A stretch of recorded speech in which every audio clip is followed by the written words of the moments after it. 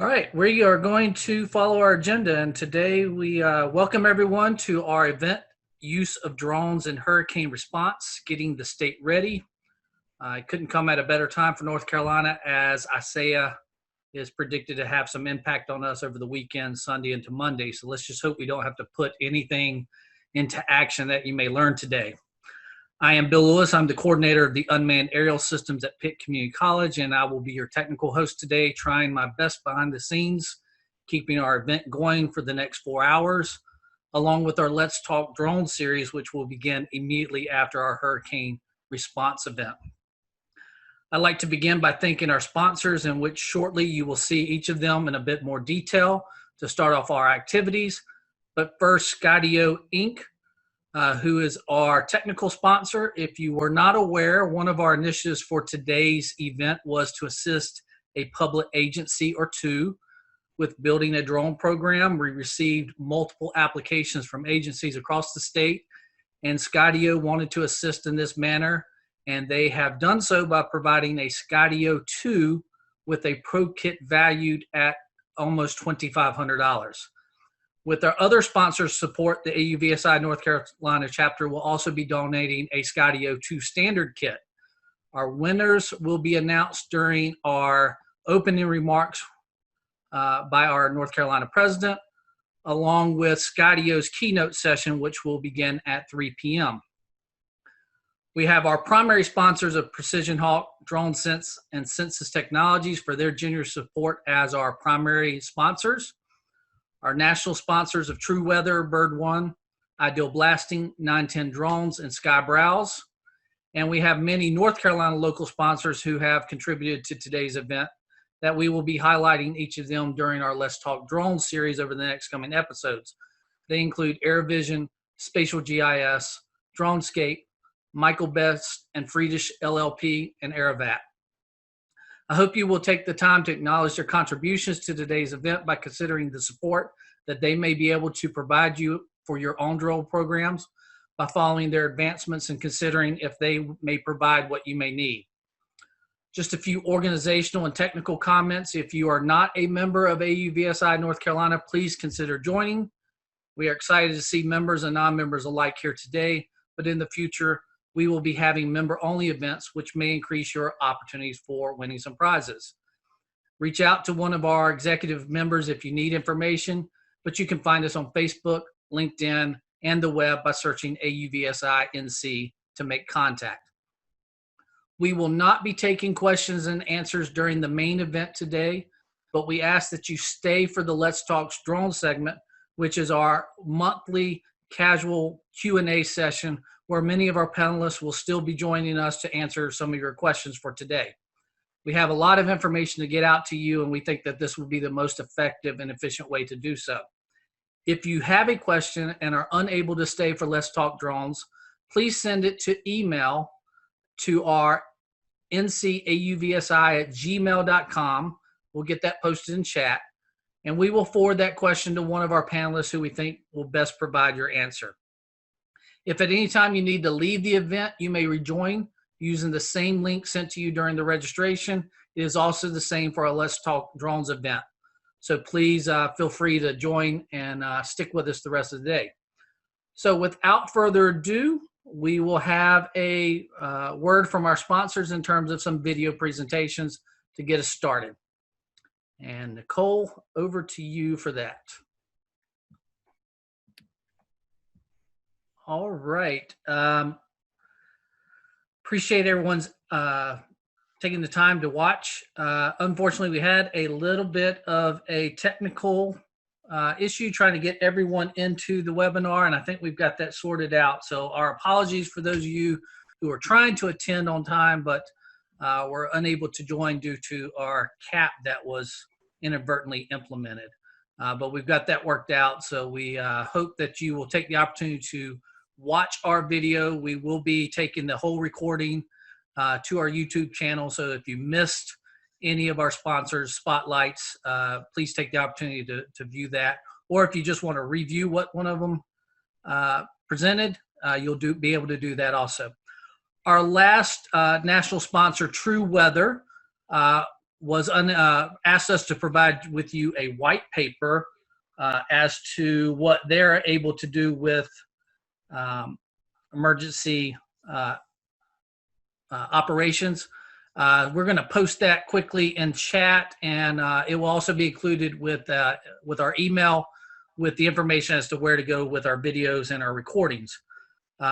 Our panelist information, we've included that in a link already into chat. We're trying to keep our panel discussions on target with our topics, so they will be briefly introduced, but for full biographies, please follow the link to our website where you can view the full information. I want to give out another thanks to Drone Life, which is providing support in our media coverage for today's events and previously all of our AUVSI North Carolina events, including our educational webinar series that we've been doing since May and our Let's Talk Drone series that we've been doing monthly. Also want to take the opportunity to acknowledge our AUVSI North Carolina Executive Committee members. They include Riley Beeman with Public Safety Academy, Nicole Ramsey with Aravat, Ashley Felton with Michael Best and Friedish LLC, Paul Rossi, 910 Drones, Justine Hollinshead with North Carolina State University, myself, and at last I want to hand things over to our AUVSI North Carolina chapter president for our opening welcome, Darshan Devakaran, whom I think most of you already know him, but if you don't, you must be new to the drone world. So Dash, the floor is yours. Thank you, Bill. We started out with technical issues, and I think that's the beauty of it, is to overcome any issues that come up. We have learned in our profession, in disaster response, in anything we do, that there is going to be issues, and we have to be patient and overcome it. So today was a great example of that, which we had to solve, and I think we maintained our cool. The main thing about this workshop and the main focus for us is that AUVSI North Carolina is dedicated to promoting and supporting the unmanned systems industry by bridging the gap between state and local public safety agencies, military, industries, and academia. So we just want to be here to help connect the dots. Our focus has been education and outreach from day one. We continue to do so. Those who have been following us on social media and also on our events, you have seen that we have just been getting better and better with what we deliver. Along the way, you'll see much more better, workshops, content, initiatives.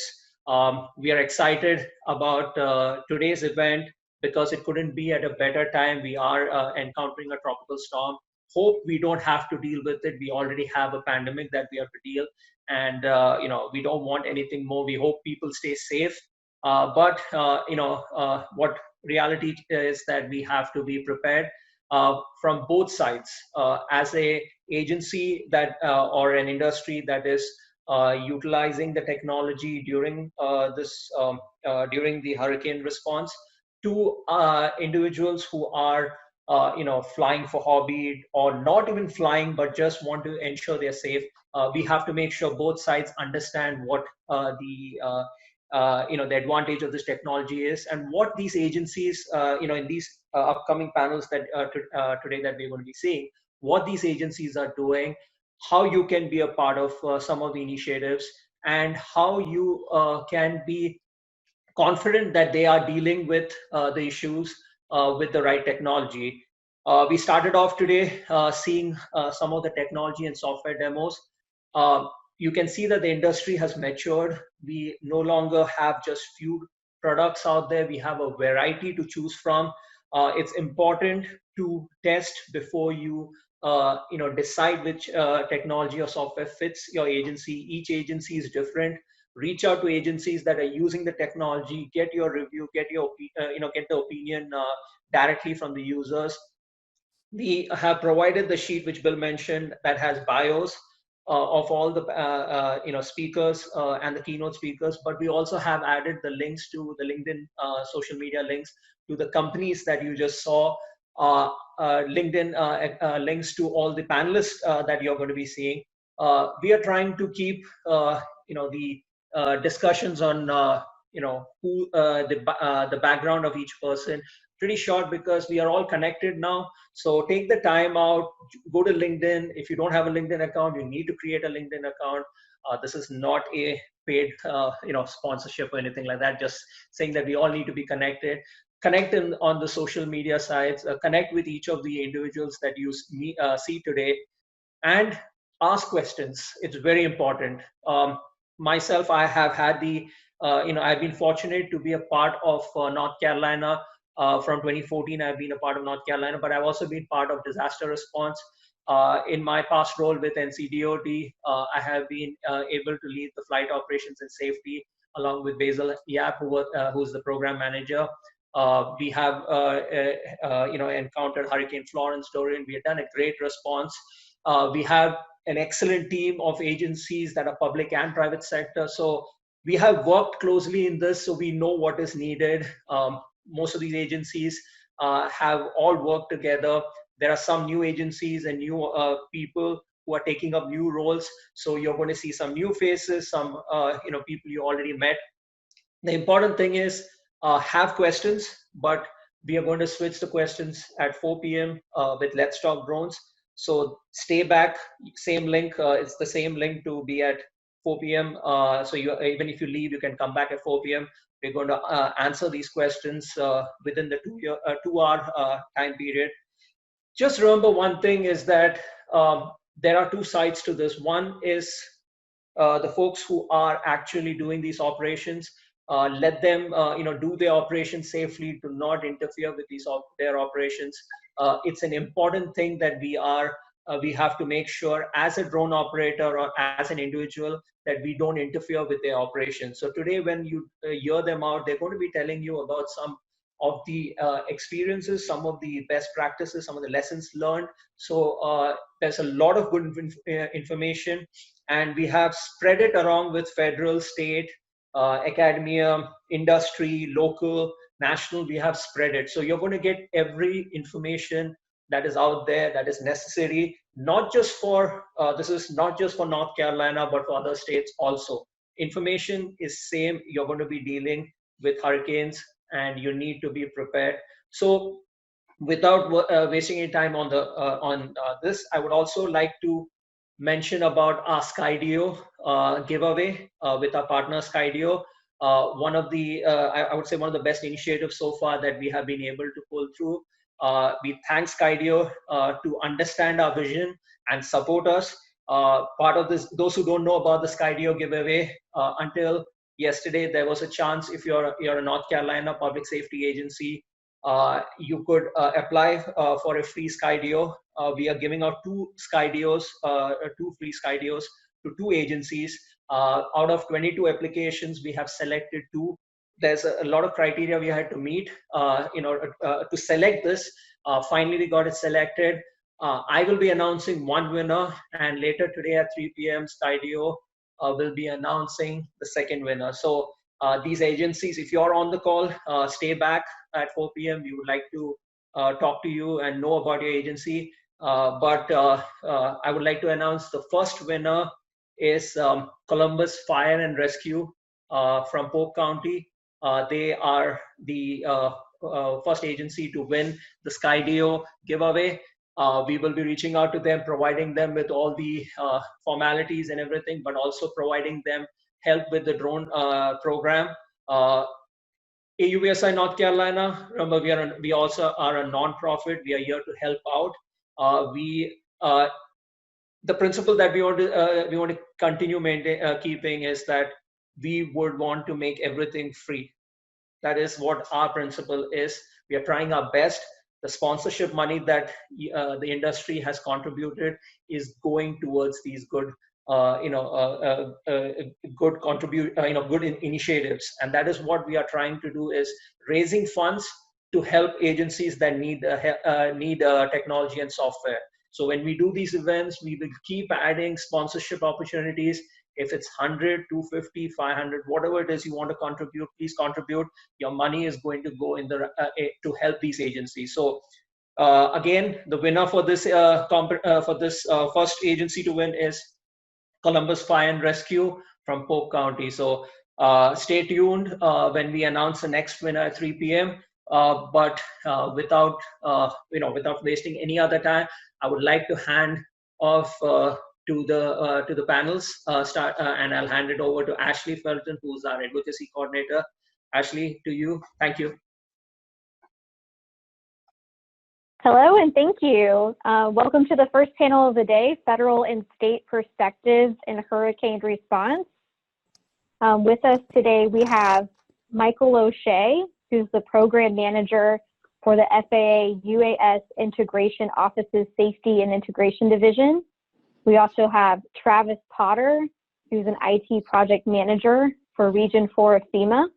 We have Gary Thompson, the Deputy Risk Management Chief for North Carolina Emergency Management. And finally, rounding out the panel, we have Basil Yap with North Carolina DOT Division of Aviation. So thank you for all of our panelists for joining us today. To kick off our panel, we'll start with a question to you, Basil. How has drone technology been leveraged in the past to assist with hurricane efforts in North Carolina? Great question. Thank you. And maybe first I'll just congratulate the folks that won the Skydio platform. That's very exciting. So that's a great question. How's drone technology helped hurricane efforts in the past? And I'm going to just speak to 3 hurricanes in North Carolina. We know that there has been tremendous they've been used as a tool in other hurricanes outside of North Carolina, but in our experience, we can speak to the 3 that have hit North Carolina. And those would be Hurricane Florence, Hurricane Michael, and then last year, Hurricane Dorian. And so Hurricane Florence was the first coordinated effort by North Carolina DOT to really use drones to help monitor the transportation infrastructure. So everything from rail to highways to airports to our ferry system out on the coast. And what we were trying to do is in this most simplest form is get actionable information, which was either images or videos, back to the decision makers. And so prior to the storm, we wanted to use drones to photograph or video sites that we knew would be impacted. We also used them for live streaming events to live stream kind of like a remote traffic cam to help with the evacuation of folks out of those impacted areas. And then once the storm moved through, we weren't flying any drones during the storm, but once the storm moved through, we were again using drones to document the damage that had taken place, either images or videos. This wasn't the time to be using LiDAR or a lot of other different technology. We were trying to keep it very simple. So images and videos, and then we were live streaming, again, kind of the remote traffic camera that was helping get first responders into those impacted areas, as well as, again, impacted residents out of those areas.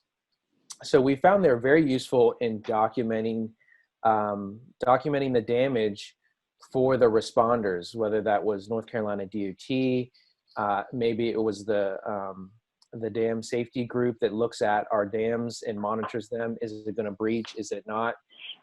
Or maybe it's the Department of Environmental Quality looking at coal ash sites or swine lagoons. There were a wide variety of missions, and that simple, again, images or videos got back actionable information. And the really cool part was that most of these images and videos are geotagged. So we have this lat long that's already embedded in the video or photo. And so then what we did is we developed a system that we could then geo-reference those on a map. So we would have a map of our state and all of the missions that took place, and those images or videos were geo-referenced. So we found they were a very, very useful tool to, again, document the damage, because we could fly to areas that would be very difficult to either drive to, or even maybe endanger somebody's life by putting them on a structure to inspect it. So we found they were very, very useful. We're excited to continue to use drones in that same capacity during Hurricane Michael and Dorian. And so that was kind of the experience for the North Carolina DOT. And we have heard, and others will share, that drones were able to be used for certain, etc. Tremendous. I'll caveat this all with, is also the same time lots of helicopter traffic is taking place. So safety and coordination and integration is certainly key. And I think that's the theme we're going to be hearing today. Thank you. All right. Moving on to Gary, this question is going to be for you. What are some steps that NCDOT and NC Emergency Management are taking to prepare for this upcoming hurricane season? So we have already held one meeting where we've kind of jointly prepared to coordinate our activities with North Carolina DOT Aviation. And in the past, last event, we brought in staff from NCDOT Aviation to help to provide us with air safety. As Basil mentioned, one of the issues we deal with is we have a lot of helicopter traffic, manned aircraft during an event or after an event. And so we want to ensure that everyone is flying safely during the event and without any issues. So we've also prepped our teams to be prepared, our internal teams to collect imagery, and also some of our contractors that we have prepared. And by prepared, that means we have all their, we ensure that they're properly insured, they're properly licensed, so that at the beginning of the event, we don't have to spend time doing that. We can just task them with doing work.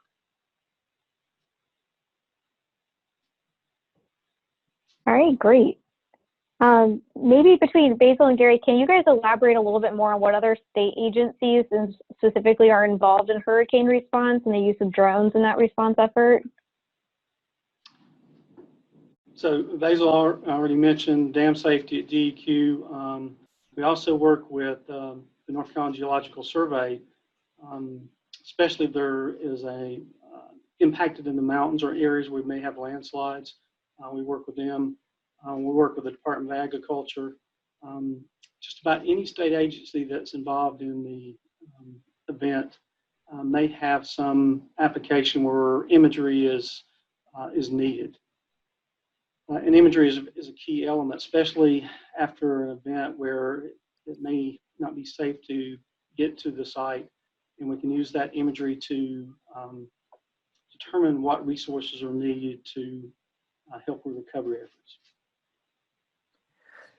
Yeah, so there's I'll piggyback on that. We're fortunate to partner with some of the other agencies you're asking about. We were able to partner with North Carolina State Highway Patrol, and they were key partners because one, they have blue lights on their vehicles and then get to a lot of different places. But when we partnered with the Highway Patrol, typically it was folks assigned to these regions that were impacted, and so they just had this, really great local knowledge of areas that traditionally flooded, areas that were traditionally choke points, and so it seemed like a great partnership to have them on our team as well. They also have a manned aviation asset. They do have helicopters, and so they were, very professional. They understood the concern around coordinating closely with the air traffic, and again, their local knowledge was key. So we worked closely with the State Highway Patrol. We had internal North Carolina DOT members. Similar to Gary, we had also on-call consultants, and then Gary's geodetic team were also supporting us as well. We worked with a couple of universities in the past. We worked with NC State University and had a team from NC State, and then in this recent Hurricane Dorian, we worked with University of North Carolina, Wilmington, UNCW. And so again, it's great to find and partner with folks that are in the impacted areas because the local knowledge.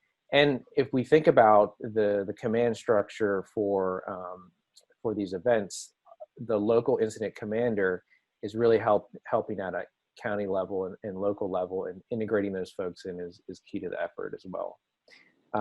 One of the things I also mentioned is we had to take some preparations because of the current, of course, pandemic and COVID-19 crisis that we're in. And so it's tough to gather everybody into a room again because of these precautions. And so we have put in a structure in place where we can be working remotely or have smaller groups of people so that we help mitigate the spread again of this current virus. So I think we're well prepared, and I guess we're going to find out potentially this weekend or early next week.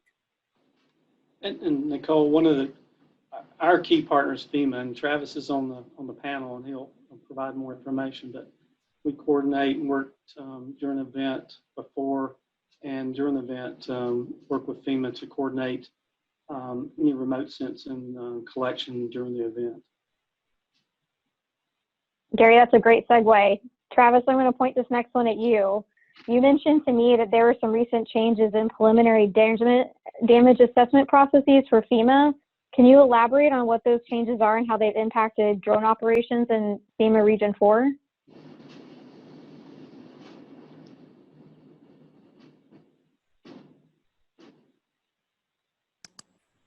Sure.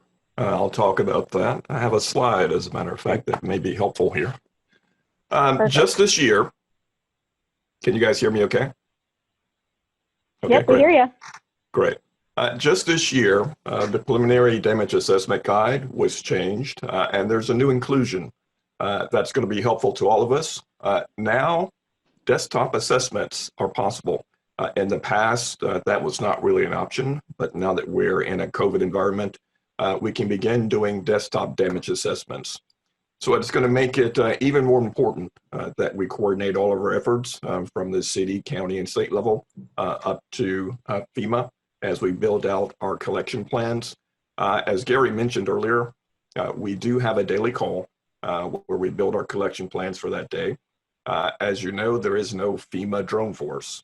So here in Region 4, we rely on our city, county, and state partners to help us collect imagery that we can use to first help with the declaration and then later help with the damage assessments. So we're looking very much forward to applying UAS technologies and manned aircraft imagery to the process of doing the desktop damage assessments. And can you tell us a little bit more about what those desktop damage assessments are? What do they look like? How do they function?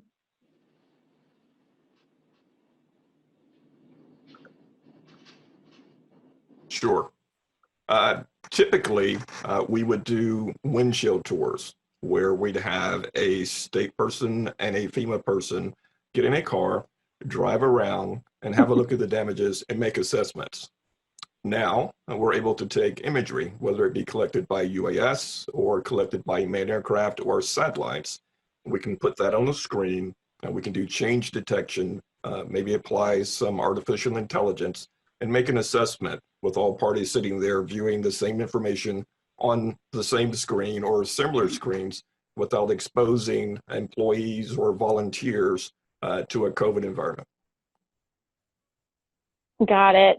It's interesting to see all the impacts of the pandemic, even with hurricane response, who would have known?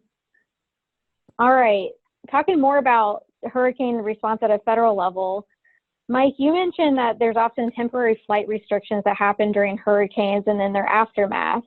If a temporary flight restriction is issued in the upcoming hurricane season, how does an operator or an agency, say a state agency, seek authorization to function in those restricted territories? Sure. So the first thing that has to happen is somebody has to actually make the request for a TFR or temporary flight restriction. They're not automatic, and there are certain conditions that have to be met before they're actually issued. Because anytime you shut down the airspace, you sort of hurt the economic, you create an economic impact to the airlines and other people that operate in that airspace. So when a TFR is issued, if it's requested by the state of North Carolina or a specific county or entity in North Carolina that requests it and it's issued, if you want to fly in that airspace, you have to coordinate it with somebody. And in the FAA, that coordination is done through the Systems Operations Support Center. If you've ever requested a special governmental interest to fly in case of an emergency where you didn't have the authorities to do it, you call the Systems Operations Support Center. They're the people that issue the TFRs. It used to work where if you looked at a TFR, there was a point of contact on that TFR, and a lot of people were calling that person. And of course, that person was like the air boss for, for a large natural disaster. And they're very, very busy, and they didn't have the time to take phone calls from people saying, hey, I want to fly in this airspace. So now everything is now coordinated through the Systems Operations Support Center. You contact them. What they do is they coordinate with whoever the air boss or the controlling authority for that TFR is, to make sure that what you're going to do is not going to impact the operations they currently have ongoing. And then once that's done, they coordinate for you to operate in that airspace. It's a lot simpler on your end. There's a lot more coordination that happens on the FAN with the FAA and the air boss, but pretty much they get back to you within 60 minutes and tell you whether or not you can operate in that space or not. All right, great. 60 minutes. That's impressive. Ashley, you mind if I ask a quick question? Absolutely. Go for it. So, Mike, during Hurricane Florence, if you remember, both North Carolina and South Carolina had a 200-foot ceiling for drone operations. Do you see, what were some lessons learned, I guess, from FAA, and do you see that being implemented again? I know it wasn't a blanket TFR, but it was in place, a restriction. Drones should have not been flying over 200 feet after Hurricane Florence it was in place for a couple of days. So a lot of times we do something like that. It's to deconflict from like helicopter traffic that may also be providing support in the natural disaster. So if you keep under 200 feet, then that makes, we sort of have a hard ceiling that allows helicopters to operate at 300 or 400 feet, not be in conflict with the drone. If you have to operate above, for whatever reason, you say, hey, there's a hard ceiling of 200 feet, but where I'm at, I need to be a lot higher. The easy thing to do is to contact the Systems Operations Support Center, let them know what the issue is, and then they can deconflict that airspace to allow that operation. Great. And then I noticed also they had shut down Lance during Hurricane Florence as well, though we haven't seen that since. Was that a lesson learned? Do you think Lance may be shut down again in those impacted areas? It really depends on the length of the event. In some cases, turning off Lance, if it's a 1 day or 2 day event, it creates more confusion than it creates solutions. But if it's an ongoing long-term event, we'll sometimes shut down Lance to let people know that they should not be operating in that airspace. If you have a temporary flight restriction, all the software should not allow them to fly in that anyway. If they make a Lance request, it'll say no. If they own a product that has geofencing, it'll say no. If they use any of the programs that talk about, can I fly here? Like the Before You Fly app, it'll say no. Thank you. Yeah, thank you for that addition. That's perfect. All right, I'm going to kick it back to Basil and Gary to talk about how drone operators, companies, etc., could assist in hurricane efforts. What is the effort of getting involved? Who do you contact? What is the process? Give us a little glimpse of what that looks like. So here at Emergency Management, we currently have a database of UAS operators, but currently that database is only for government agencies. At some point in the future, we may open it up to the private sector. But currently, we ask that so that we can have all the information available before the event. Like I mentioned earlier, insurance, make sure the licenses are in place. That way, when the event occurs, we can quickly task those to collect imagery for us. We also work through some of our contractors that we have gone through the contracting process here in emergency management to acquire them for use of our floodplain mapping program that may be collecting imagery, both manned and unmanned imagery, and we can utilize those contractors also to collect imagery. Most of the time, we're interested in post-event. Occasionally, we will collect some pre-event, but we're looking for damage assessments and also situational awareness of what has occurred during the event. Yeah, and from the North Carolina DOT perspective, and Gary will echo these comments. There is always certainly folks reaching out to us, and they have either a drone operation company or they just personally fly drones and are a Part 107 pilot, and they want to contribute in some way. to helping with the recovery effort, and that's great. It's part of our human nature to want to be able to help and use the tools that we have to help. But we have taken precautions and have mechanisms in place to ensure that we have qualified, vetted professionals that are helping us, because the worst time to learn how to fly a drone and understand how to collect data is during a hurricane, when you have a lot of low altitude helicopter traffic flying around as well. And so the North Carolina DOT there's a couple different steps. The first step is you want to become pre-qualified. All consultants that provide services to North Carolina DOT, whether it's aviation related or placing asphalt on the highway, placing stripes, providing consulting services for the environmental folks, etc., they need to be vetted and pre-qualified before they can bid on projects. And so I have some slides that I'll share with AUVSI that they can share, and it walks through what that pre-qualification process is. Your company would need to register. There's some discipline codes that they would need to send some information to become pre-qualified. And about every maybe year to 3 years, the NCDOT is looking for UAS related services, and they'll put contracts out. And they are qualification based. It's called a RFQ, request for qualifications. And you would submit, your proposal and your team and the services, addressing the services that are requested. And so in 2018, we had put out an RFQ for on-call drone services, and we have quite a few different partners, some who may be on this call, that have worked with us in the past. Withers, Ravenel, Scenic Engineering, Dronescape, Precision Hawk, AECOM, and others. They were all on this on-call list. And that's who we end up going to during an event. In fact, just today, and funny enough, during this, our conversation, we're pulling together those teams that we would have on call and be able to send out missions to. But again, it's very important to make sure we have vetted, qualified professionals. And so if you reach out to us and we're not able to use you, that doesn't mean that we don't value your experience in that request.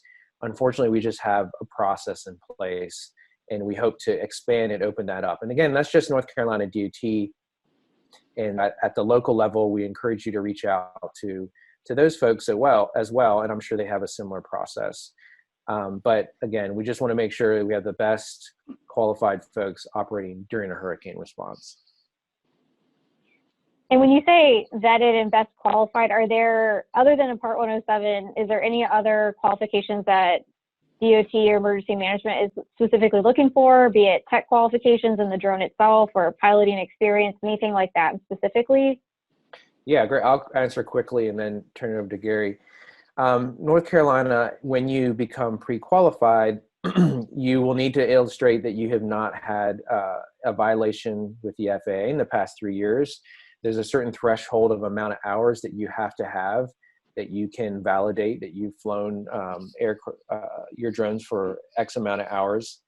You need to have a training process in place, and so that you're training people beyond the Part 107 knowledge test. We all know that the FAA, to get your remote pilot license, it's a knowledge test. It's never a test of actual skill. So that's a critical part.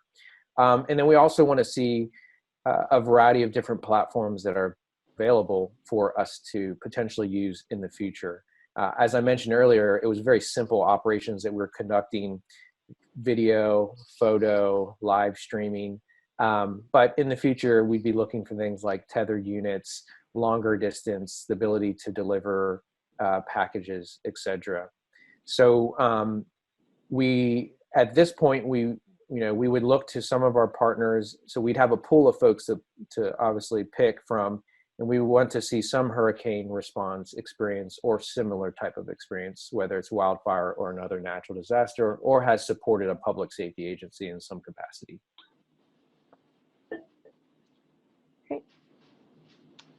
And so emergency management, our most of our, or majority of our requests for qualifications are to support our floodplain mapping program.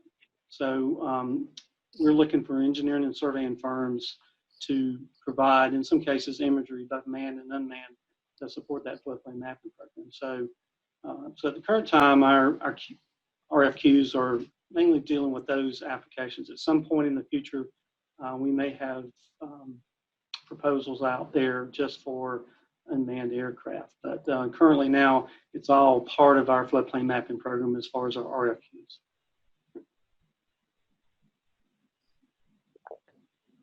Perfect. That's great. Thank you, guys. Moving over to FEMA, I know that FEMA has some UAS working groups that help respond to disasters. Travis, can you elaborate on what those working groups are and how they function in a disaster response?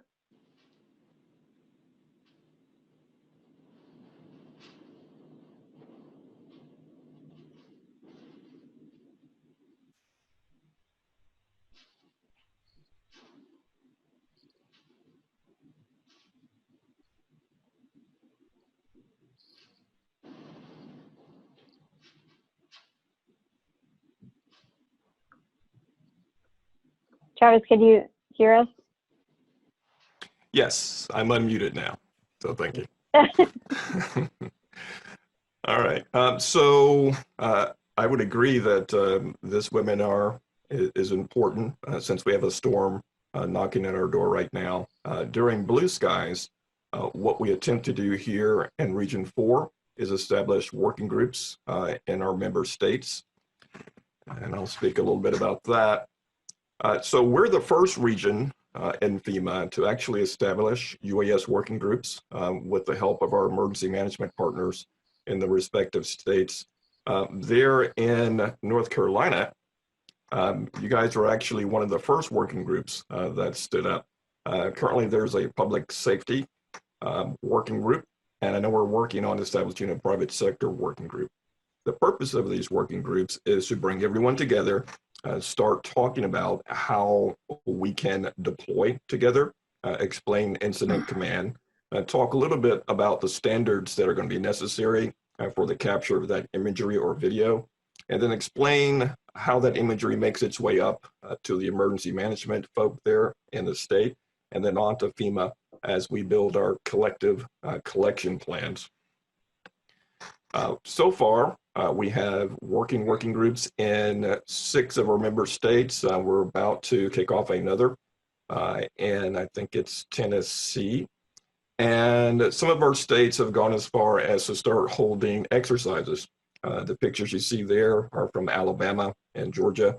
In Alabama, they had an exercise back in October. Quite a few people showed up. It was both public and private sector participated, and it was a good day. And shortly after that in Georgia, we had a exercise here in Smyrna. Had over 100 pilots show up, and also we had public sector and private sector participants.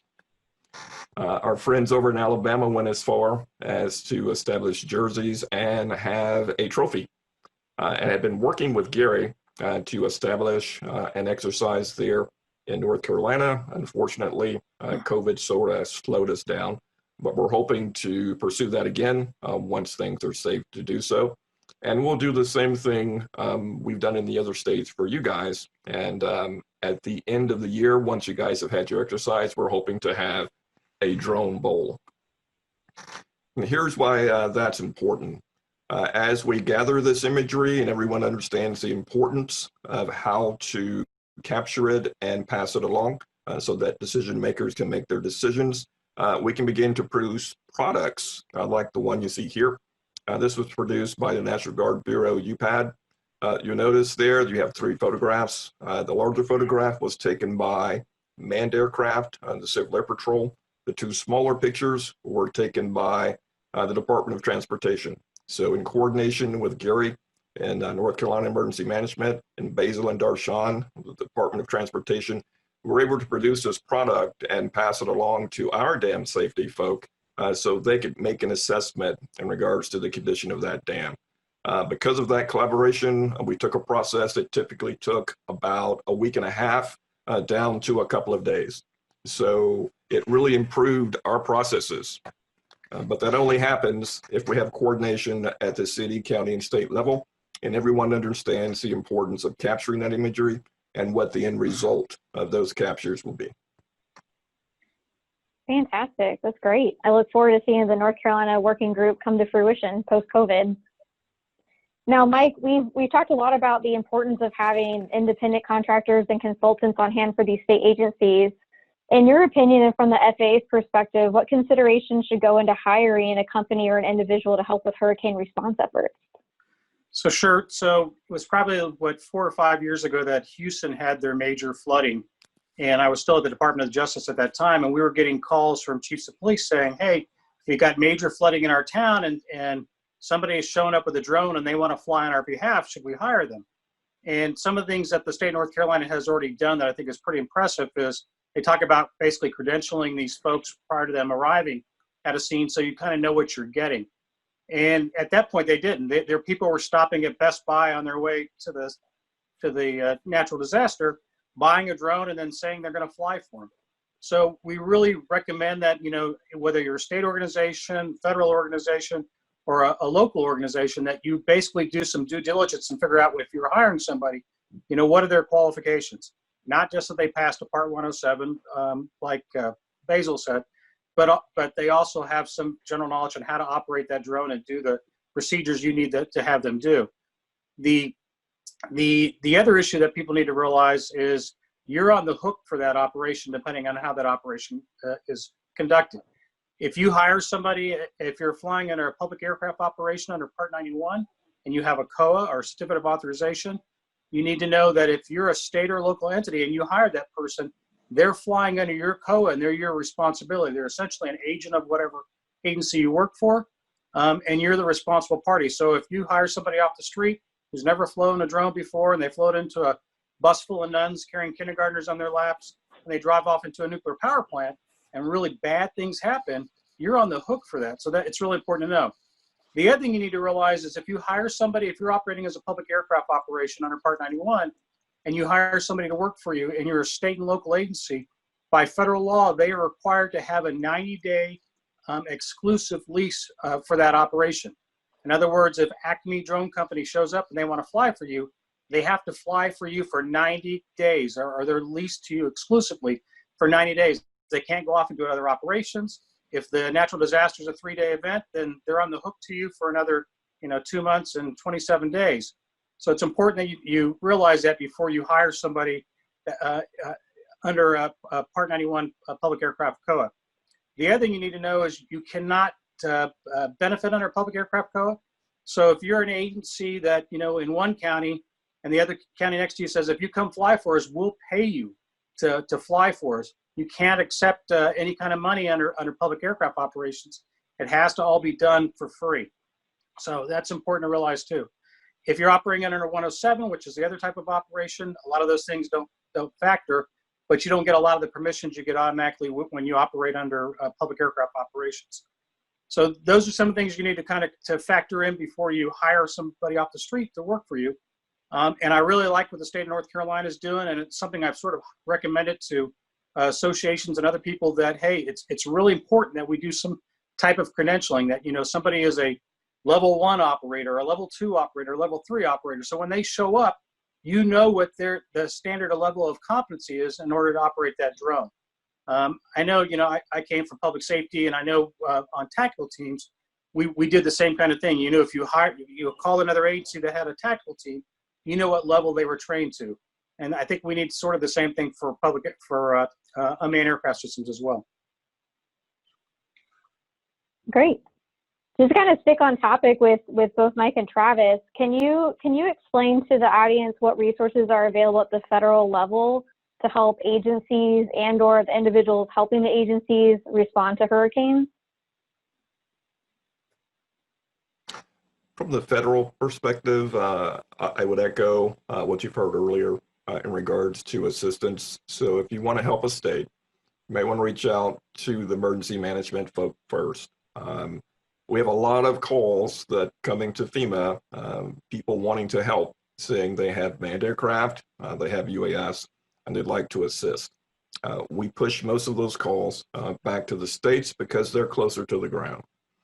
In regards to assistance from FEMA, as you know, there are some standards that have come out. They're probably 2 years old in regards to the pilot in command and the crew.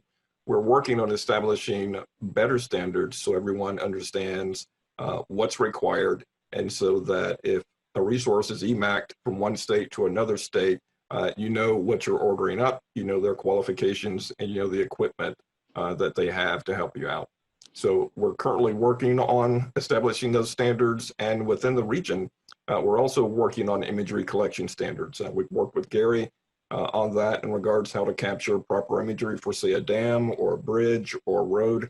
And we're trying to standardize those standards across our region so that if imagery is collected, we know exactly what it's going to look like. And as we pass it on to GIS, as they develop their products, there's some consistency and continuity. Mike, anything to add? Yeah, so obviously we don't provide specific information and guides on how to respond to a hurricane, but what we are there for is if you have questions or concerns about how to operate an unmanned aircraft system in the national airspace, part of my job is to work with public safety agencies and kind of helping them both start their programs and kind of answering their questions and concerns. And I get a lot of calls from a lot of agencies. In fact, I got 2 from North Carolina yesterday. That was kind of interesting, since we're on this thing today, that basically ask, hey, my COA is expiring, how do I renew it? Or, we're switching aircraft and we have a waiver for night operations. Are the new aircraft covered under that? And so a lot of times people will bounce stuff like that off me just to make sure that it's legal. They're following the regulations, and that's kind of what we're here for. We're more than happy to help. We have a pretty extensive public safety team. We've got 4 dedicated people, and then we've got a support staff of about 30 people that answer the calls and take the best basic calls. You just have to send either an email or call them, but it's a very simple process.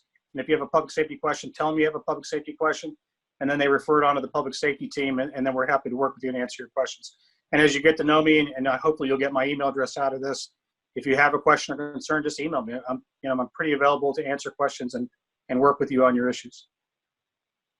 It's a very dangerous offering, but thank you. I'm sure everyone will appreciate that. So that's how we get paid the big bucks. Yes.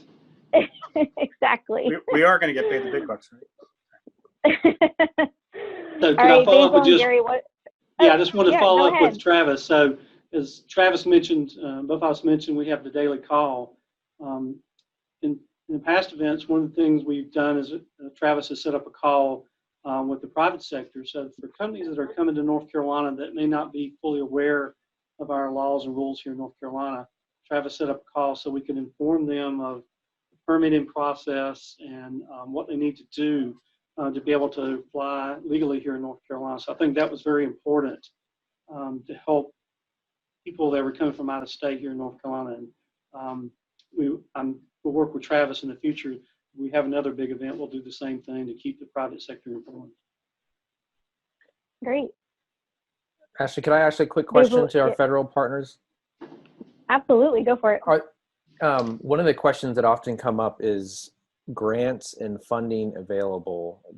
Are you able to speak to that at all? Are there grants and funding at the federal level for the local folks who are thinking about purchasing UAS, maybe a more robust system than they currently have that has a little bit more capability?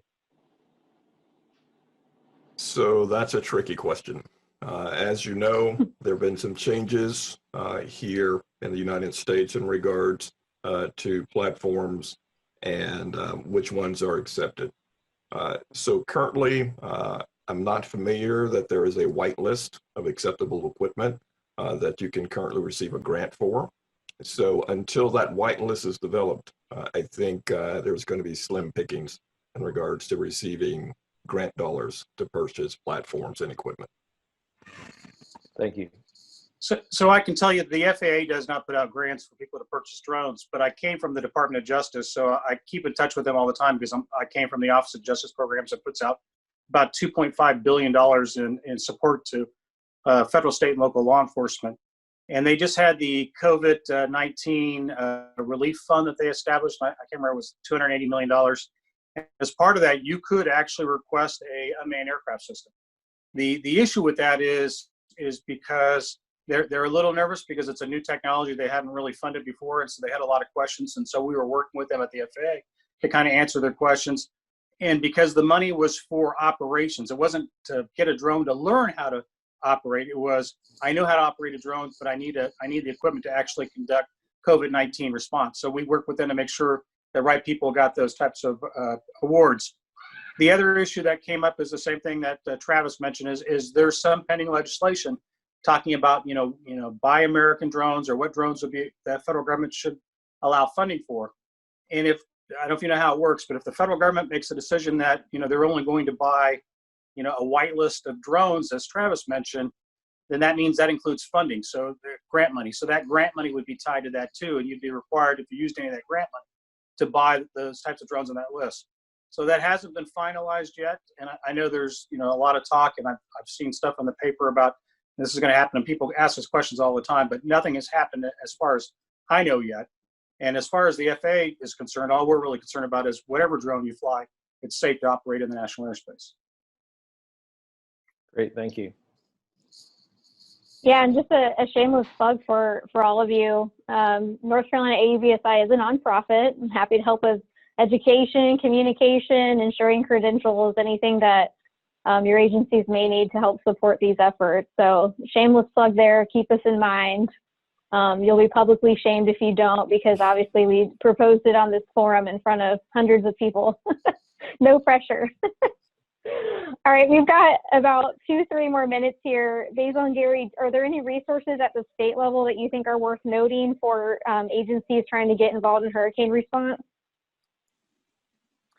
Sure, I'll just quickly mention, we do have a UAS resource website with NCDOT, and we've shared some of our lessons learned from previous hurricanes. And then back in 2016, we had a tabletop exercise and some content that NC State helped us create, and that's on our website as well. And I can send that link to Darshan, and he can share in the chat as well. And I'll just mention that, as Travis mentioned, we're working to develop a private sector working group here in North Carolina. So if you're interested in taking part in that, just email me, and we'll make sure the notices for the meetings, that you get the information for the meetings. Fantastic.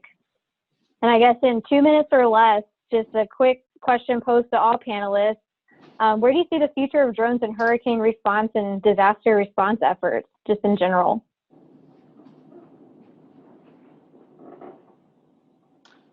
Anybody? So I'll go ahead and I'll start. So I think it's going to be a combination of manned aircraft, unmanned aircraft, and satellite. Each has their strength, each has their weakness, but I think in the future we'll see a combination of all three of those. UAVs are great for small areas, for inspection, structural inspection. So I think those are areas that that they will focus on. So I think it's a combination of all three. Yeah, I'll echo that as well. I think we've seen a tremendous potential with the smalls, the drones that are 55 pounds and less, because they can do things like fly under bridges and get in close proximity and stay at a very low altitude. But there's this huge potential with Predator class drones, and I know that sometimes gets people very nervous, but the capability and capacity of them to fly at higher altitudes, out of the way of the helicopter traffic, be able to find and locate folks on rooftops or that are stranded, or monitor our corridors. There's just a tremendous potential. One, because they can go beyond visual line of sight. Two, because their endurance is much longer than what we're seeing with the smaller electrical systems now. And so in the unmanned space, I think we're only going to see these, the value of UAS increase over time. I think from a federal perspective, we've already seen that shift. Back in 2018, when we first talked about using UAS as a part of our remote sensing strategy, we were sort of laughed at. But after we brought some imagery in, produced some products, and showed the benefit, we've moved from skepticism to now the first question I get was there a drone there? Do we have a picture? So disasters change things, and I think it's only going to get better. Yeah, I think one thing we'll probably see in the future is that there's the new concept of what we call urban air mobility. And urban air mobility is essentially a drone that can carry passengers.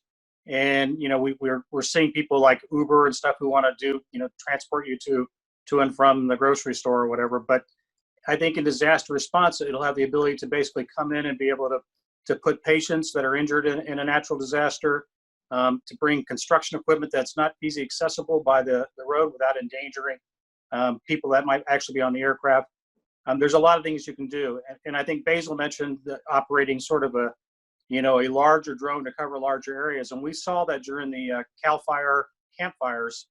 The California Bureau of National Guard were flying Scan Eagles to basically give that sort of overarching picture and to sort of be able to give that situational awareness on a 5,000 foot level, while the other aircraft were flying lower and the drones were flying even lower. So it worked out really good in that airspace as it was deconflicted to allow those types of operations.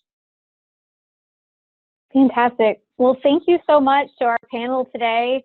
This was very informative. And once again, for anyone who has any questions, feel free to email them to ncauvsi@gmail.com or post them in the chat function. And we will be trying to go through as many of those as possible later today from 4 to 6 for our Let's Talk Drones event. So hopefully we'll see you all back there and get some questions answered. But in the meantime, a virtual applause and thank you to our 4 panelists this morning or afternoon rather.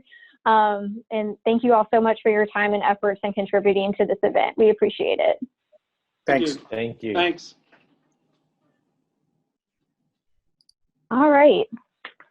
Well, we're coming up on almost 2 o'clock and ready for our first keynote speaker. So I'm going to go ahead and introduce our keynote speaker number 1, and that is Mark Pickett. Lieutenant Colonel Mark Pickett is a career North Carolina Army National Guard officer with over 28 years of service. He is a master Army aviator with over 3,200 hours of flight time, including combat hours during 3 deployments to Afghanistan and Iraq. He has been involved in multiple state active duty missions, including the Helicopter Aquatic Rescue Team, airport security missions after 9/11, counter-drug operations, and numerous hurricanes. He currently serves as the Director of Army Aviation and Safety for the North Carolina National Guard and Air Boss for North Carolina Emergency Management. On top of all those accomplishments, he also has 2 master's degrees in strategic studies and leadership and currently lives in Raleigh with his wife, Sarah, and 2 daughters. And fun story, found out yesterday, he is close colleagues with my law partner neighbor down the hallway. So small world that we're all connected. But anyway, I'm going to turn it over to Lieutenant Colonel Mark Pickett to give us our first keynote.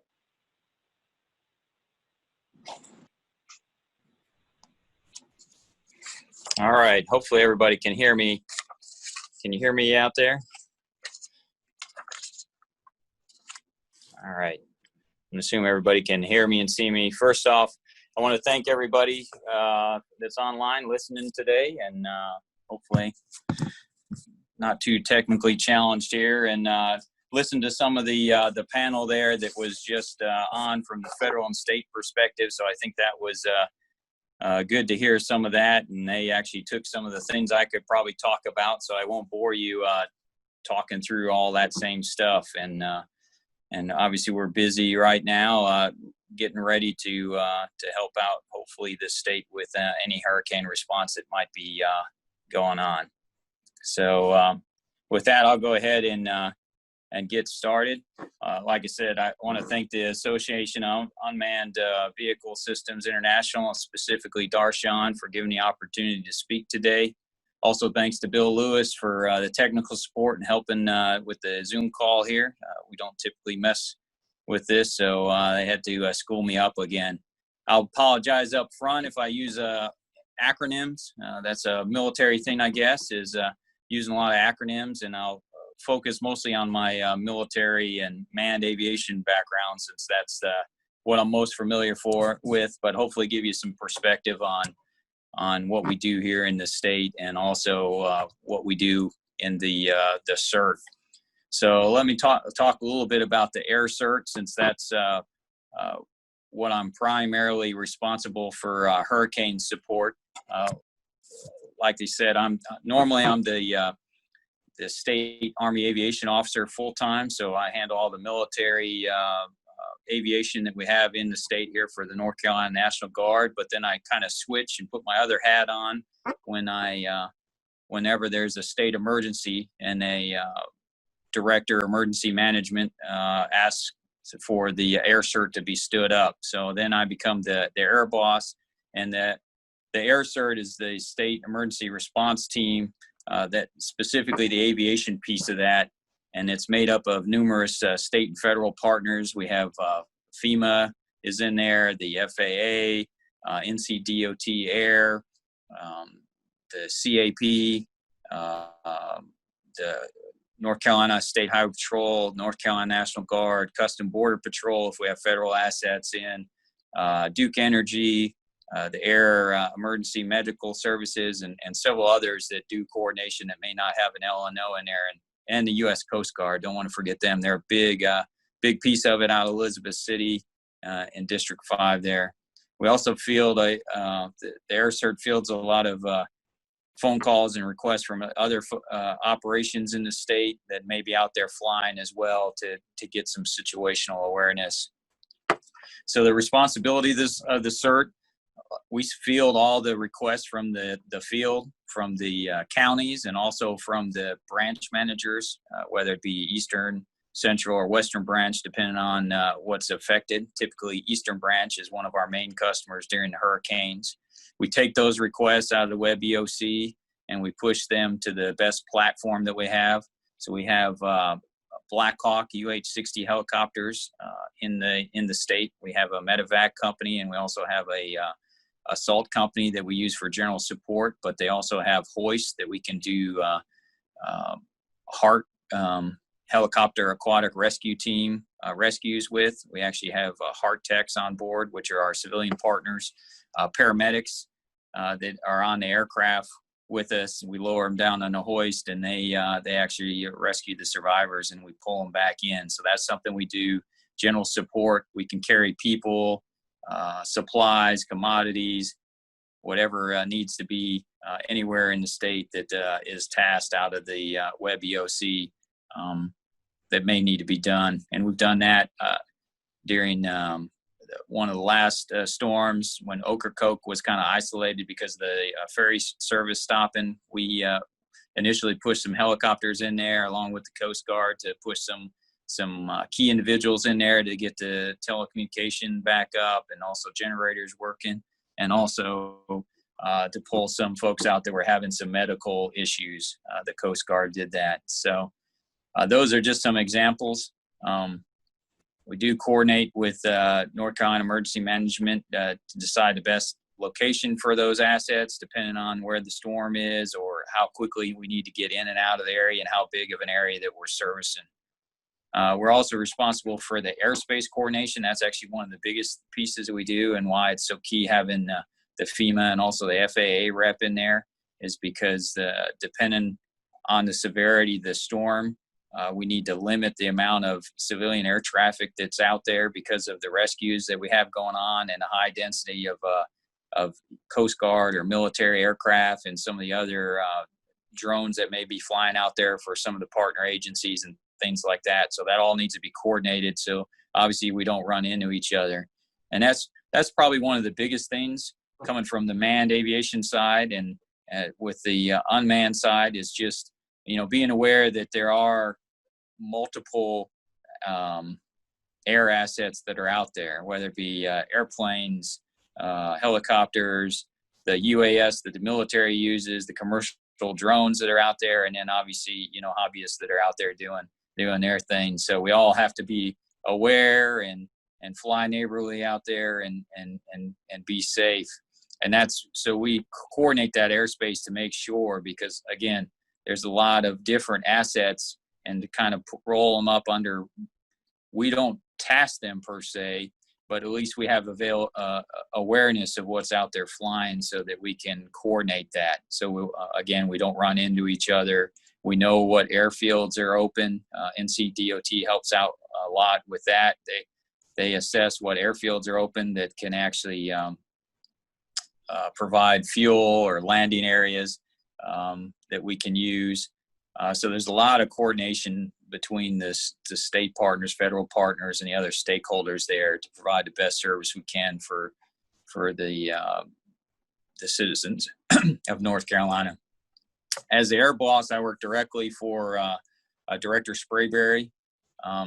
I coordinate with him and his ops chief to determine what assets we need prior to the storm, depending on the size, the intensity, or the duration of the storm. Do we have assets that we have available in the state to meet the need, or is there some additional assets that we need? So we go outside the state.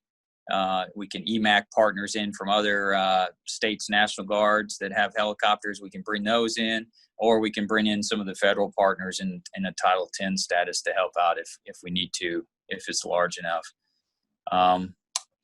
So that's kind of the air cert and in my position as the air boss. So talk about again, the big issue for me as the state aviation officer and air boss directly related to kind of the drone conference here is like I said, is making sure that all the aviation assets out there, that they're flying in the area responsibly and safe, and that they're deconflicted. So how can civilian or personal use drone operators help out with that? Like we said, the biggest thing is just be a partner in the process, know the regulations and the requirements, and read those aviation notices, because it'll tell you if there's a high density military area out there, or it'll tell you if there's rescue operations going on, if there's a TFR in place, any of that type stuff. And then, be the master of your trade there, know your device, know your systems, and know their limitations, just like we have to in our aircraft when we're out there flying. And don't assume you're the only one out there flying. We used to do that sometimes. We don't do that anymore. We don't take that for granted, especially in helicopters, because, I think some drone operators think that nothing operates below a certain altitude. Well, helicopters, we can operate all the way to the ground. So, treetop level is not unusual for us as we do operations out there, especially if we're doing rescue operations out there. Typically we're operating in altitudes of 200 feet and below. So don't be surprised if you see, low flying aircraft, helicopters while we're emergency operations are going on, or hurricane response, flooding, those type of events, because that's where we normally operate when we're doing rescues, because that's the length of the cable on the hoist. So we have to be low to be able to do that, and a lot of time to identify where the survivors are at. And our state is, said to be the most friendly military state out there. We do have a lot of military out there, busy, a lot of corridors and things like that. So again, just being aware of what's out there, and we keep our eyes out for you guys as well. But that said, drones are great assets, especially, they're getting used a lot more, and I see that not only overseas. That's where some of my experience recently is, and they talked a little bit about the military UAS assets that are out there, and obviously they fly a lot higher, most of them, and can stay up for a lot longer. So those are good for that, but there's a lot of good use for the civilian drones that are out there as well. They're relatively inexpensive. You can local EMS and local agencies that can use those, and they can actually more quickly assess their local areas, assessing the damage and flooded roads, bridges, dams, and that type of thing. Used to take us a lot longer, and we couldn't cover everywhere and get everybody. There's not enough helicopters out there for every county to be serviced all the time. So there's a lot of goodness in having civilian drones out there that can support that need. And I think a combination of the drones working together with the military UAS and also the helicopters we have out there, like I said, there's a lot of opportunities where we can be mutually supportive for each other. And we started to do that the last hurricane, where we actually drones were actually locating some of the survivors that were out there that were isolated or needed to be rescued, and then the helicopters could actually come in and get them. So I see a lot of opportunities out there in the future that where that will become I think an area that there will be some room for expansion. like I said, we've had a lot of Hurricane Florence, I think, was the one where we had a lot more drone use. And I won't talk specifically that. I know the federal state perspective panel, Basil Yap from NC DOT, he's kind of the drone expert in our shop. I rely on him. I'm not the expert for that, so I rely on them pretty heavily. And the other experts out there, they're kind of the gatekeepers for those folks that are coming in, because that's key. Is I get asked sometimes, well, how can a civilian drone operator, how can I help during an emergency? And the right answer is, well, you got to go through the vetting process and be on the contract and through the NC DOT, just like they talked about for some of those reasons they talked about, making sure that that we have the right people in the right spot and that we have the coverage and everything. And again, that it's the awareness of what's out there, and then feeding that the images that they capture, the information they capture back in, so we can pretty quickly get in and act on that. So with that said, I think looks like about 12 minutes in. I hope to be available for the question and answer session that's going to happen later on, if anybody has anything, because I know when I've served on the panel for one of these, there's some good questions in the past, and I always enjoy fielding some of those and trying to get educated myself on what's out there and your questions, but also hopefully provide you some value information as well. So with that said, again, thanks for the opportunity to address the group. Hopefully I provided some information that was helpful to you. And I look forward to answering some questions during the question and answer session that's later on. And with that, I guess I'll turn it back over to you, Bill. Actually, we'll be turning it over to Riley. So he's our next moderator. Thank you so much, Lieutenant Colonel Pickett. Thanks a lot. All right, guys. I'd like to thank everybody for staying on. It's been a long day, I know, so far. We've got a lot of panelists that have been presenting, a lot of information that you guys are hearing. So far, just to recap, we've heard from state and federal leaders from North Carolina on what is going on for hurricane response. And our panel, my panel, again, my name's Riley Beeman. I'm the director of the North Carolina Public Safety Drone Academy. And what we're going to dive in on our panel is actually the boots on the ground. The guys that responded during hurricane response. You've heard a lot about vetting, the vetting process to be a part of this team, whether it be the FEMA working group or the state response. So what we're going to do is we're going to dive into these guys, and we're going to talk to them a little bit about information on what you need as a public safety department, agency, or member on things to remember as far as hurricane response, things to include, how to train, new technologies, and things like that. In today's group on our panel, we have Sergeant John Collins with the North Carolina State Highway Patrol. He has been a crucial part for that team, for the response team, for hurricane response, and for the Highway Patrol as far as scene reconstruction. We've got Chief Pilot Steve Rhodes from Wake Forest Fire Department. Chief Pilot Steve Rhodes is not only with the UAS team, but he's also with the fixed wing team, and we will talk about that, a man pilot, and his response unit as far as that goes. We'll get into that a little bit further. We've also got Mr. Matthew Tompkins, who is the Senior Director of Flight Operations from Precision Hawk. He's going to be with us today. And then we've also got Chief Pilot Bruce Sandy, who is with Pender County EMS Fire and Rescue, also over their UAS team. So we've got a lot of experience here. We've got a lot of different backgrounds, a lot of different perspectives. So to get started, what I want to do is I'm going to start off with Sergeant John Collins with State Highway Patrol.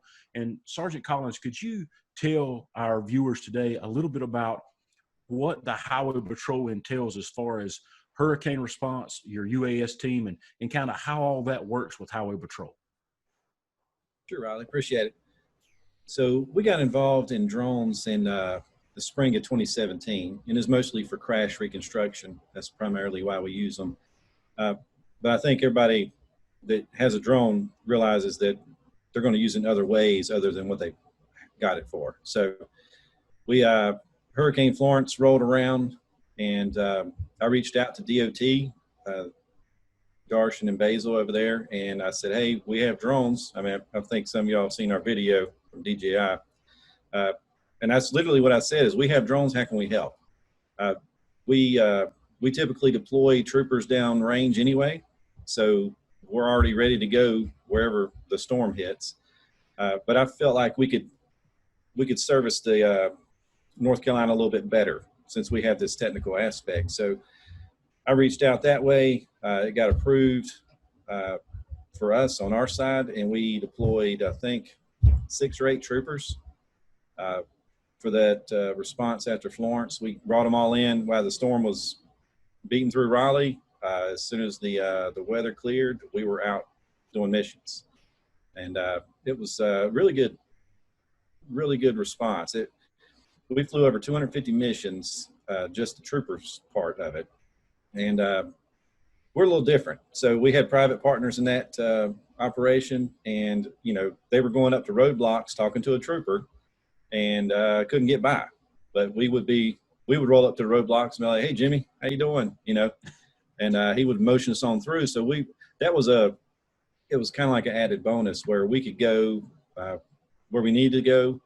We could get through roadblocks. We could the troopers that we used were primarily from the east, so they already had an understanding of where and when it was going to flood. One of my troopers was in Kinston, and they get, when the water comes into Raleigh, it's coming right back down to Kinston on the news, and he lives there, so he knew that the water was going to rise, and it did 3 or 4 days later. So I just think it positioned us really well to really assist DOT's operation with us being troopers and already having an established drone program. Absolutely. And thank you for that, Sergeant Collins. And as you were talking, you mentioned, it was a great segue, you mentioned private entities or private teams that assisted us in hurricane response. So that is a great segue into Matthew Tompkins with Precision Hawk. As a senior director, you guys are a private entity or an industry leader with Precision Hawk. What are some new technologies that you guys are working on or see that are going to be available to help with hurricane response? And we'll kind of segue into a little bit of public safety emergency service response from that Precision Hawk standpoint. Right, great question. So thanks, Riley, for having me on here, and thanks to the North Carolina AUVSI for putting this together. Hurricane Florence was a great opportunity for us to really dive into the hurricane response and learn a lot. So from the technology side, we want to be that good technology partner. We have, made it a priority to remain flexible and hardware agnostic, so that we can bring the best solution available. So a lot of the work that we have done in the storm response has been using, your sort of off-the-shelf systems, but also some more advanced remote sensing technologies. Particularly, we have done quite a bit of work with LiDAR. We've had some requests for using LiDAR technology in the storm response side of things for things like change detection, coastline management. Obviously a lot of changes to the coastline in North Carolina after storms, but also on the software side, the analytics side. Our goal is to have a end-to-end solution where we can mobilize a team with whatever the best hardware solution is, collecting the best data that we can collect with the best geospatial or location information, but also getting that data back to the people who need to see it as quickly as possible, and then having the tools that allow them to analyze that data in a time-sensitive manner. One of the big lessons learned, I think, that we saw from Florence is, all those things that we take for granted on a day-to-day basis, things like lodging, communications, you have to consider all of that, that all of that is going to potentially be compromised. So having redundant systems that allow you to say, transmit data over multiple cellular networks, live stream data. Those are technologies that need to be available, but also, as we bring these new technologies on, we want to build them into a common operating procedure. We believe that that common operating procedure is a critical element, and I think on previous panels it's mentioned that that data needs to have some sort of standardization to it so that it can be ingested, analyzed, and used appropriately in a timely manner. Everything is very time sensitive during a storm response, and we don't want to create bottlenecks, and we don't want to create more data that is not usable. That's simply taking up people's time. That is not valuable. So establishing that common operating procedure with those advanced remote sensing technologies is very important to us. In addition to that, being able to scale those solutions. I think the industry has a lot of incredible technology out there, but some of those technologies are difficult to scale. And that's something that, at Precision Hawk, we really focus on is, yes, this is the right solution. The next step is how do we scale that into a bigger operation, something that we can mobilize in a larger geographic area to bring more value and more coverage. That goes hand in hand with, of course, safety as well. How do we scale that? How do we integrate into the airspace with all of the other people who are sharing this space during a storm so that we are a part of the solution, not a part of the problem? That was the #1 message that we conveyed to our teams during the Florence response is we are going to be a part of the solution, not a part of the problem. That means we went in the field fully redundant, fully ready to address anything like, lack of clean water, lack of food, lack of communication. We wanted to be fully self-sufficient so that we do not become the people who needed to be rescued. And with that scaling, becomes more challenging. More people on the ground, more boots on the ground. You have to take that into consideration. So to kind of sum up that in kind of one bigger statement is Precision Hawk's, the goal is to be that end-to-end solution that integrates into the system that the DOT and the governments and the emergency responders establish so that we can get quality information quickly to the people who need it, who can then make the decisions that they need to make. That's great. Thank you, Matthew. So right now we've talked about with Precision Hawk, we've talked about new technologies. With Highway Patrol, we've talked about using platforms, establishing teams. And really is the communication key. It's working with everything. It's how we bring it all together. But with new technologies, new platforms, new softwares, we also have to talk about new partnerships. And that is again to our next presenter, Chief Pilot Steve Rhodes with Wake Forest. And Wake played a very unique situational role as far as hurricane response and continues to do so in the fact that they have a UAS team and they also have a manned flight team, and they are working with the state on how these two work together. And so I'd like to ask Steve Rhodes, Chief Pilot Steve Rhodes. Steve, how do you see the UAS partnering with manned, and how do each other assist and work together for hurricane response? I think Hurricane Florence was a great opportunity to learn some lessons. And one of the lessons that I heard from UAS pilots was how much time that they wasted or lost just trying to get to their targets. And when I'm flying above an area, I can quickly see what roads are available, let me just turn this background off. That's the hangar out there. What roads are available and how you can actually get into an area. It seems such a tragedy for pilots to spend 8 hours just trying to find gas and roads and everything else when we're already flying overhead. We can guide you in really quickly. The other thing that I learned too was after Florence, I was flying relief supplies down to Wilmington, and when I compared some of the drone pictures that guys got on that versus what we were able to shoot from the plane, I always say that, getting a view from a drone is like looking through a straw, and looking from the plane gives you a much larger context. And we can get you in really quickly. We're on the Viper radio network. You can task us in flight, and by working together, we can not only be more efficient, we can get more tasks done, but we can also deliver more comprehensive services. That's great. Thank you, Steve. So Steve talked about all the different assets and possibilities that a manned unit can provide for UAS. And he also spoke just very briefly on what was seen and how it's a broader picture from a manned perspective. So with that, I'm going to ask Chief Pilot Bruce Sandy, what were the things that you guys, since you guys are front line, you're Pender County, you're at the coast, you're right there, you were responding immediately. What were some of the things that you can share with our viewers today that you guys were experiencing and seeing on the ground as a UAS team?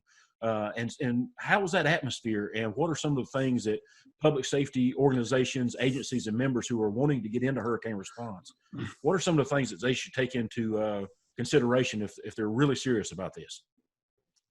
Yeah, thank you, Riley.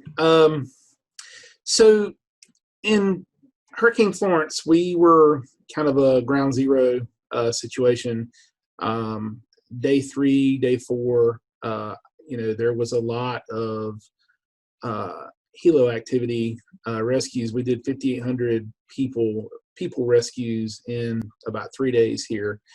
So that makes it, challenging for UAS teams to operate. So we kind of had to learn from some of those situations, and we had to, figure out what our mission sets were. And, I just came out of a hurricane briefing a little while ago, and I'll be going to another one in a little bit with a hurricane knocking on our door. It's very timely to talk about, what are we doing right now? So, one of the things that's very important is identifying your mission set. What are you good at? What are you not so good at? And be willing to reach out to, EM and ask for help for the things you're not good at. I've got a team right now that's doing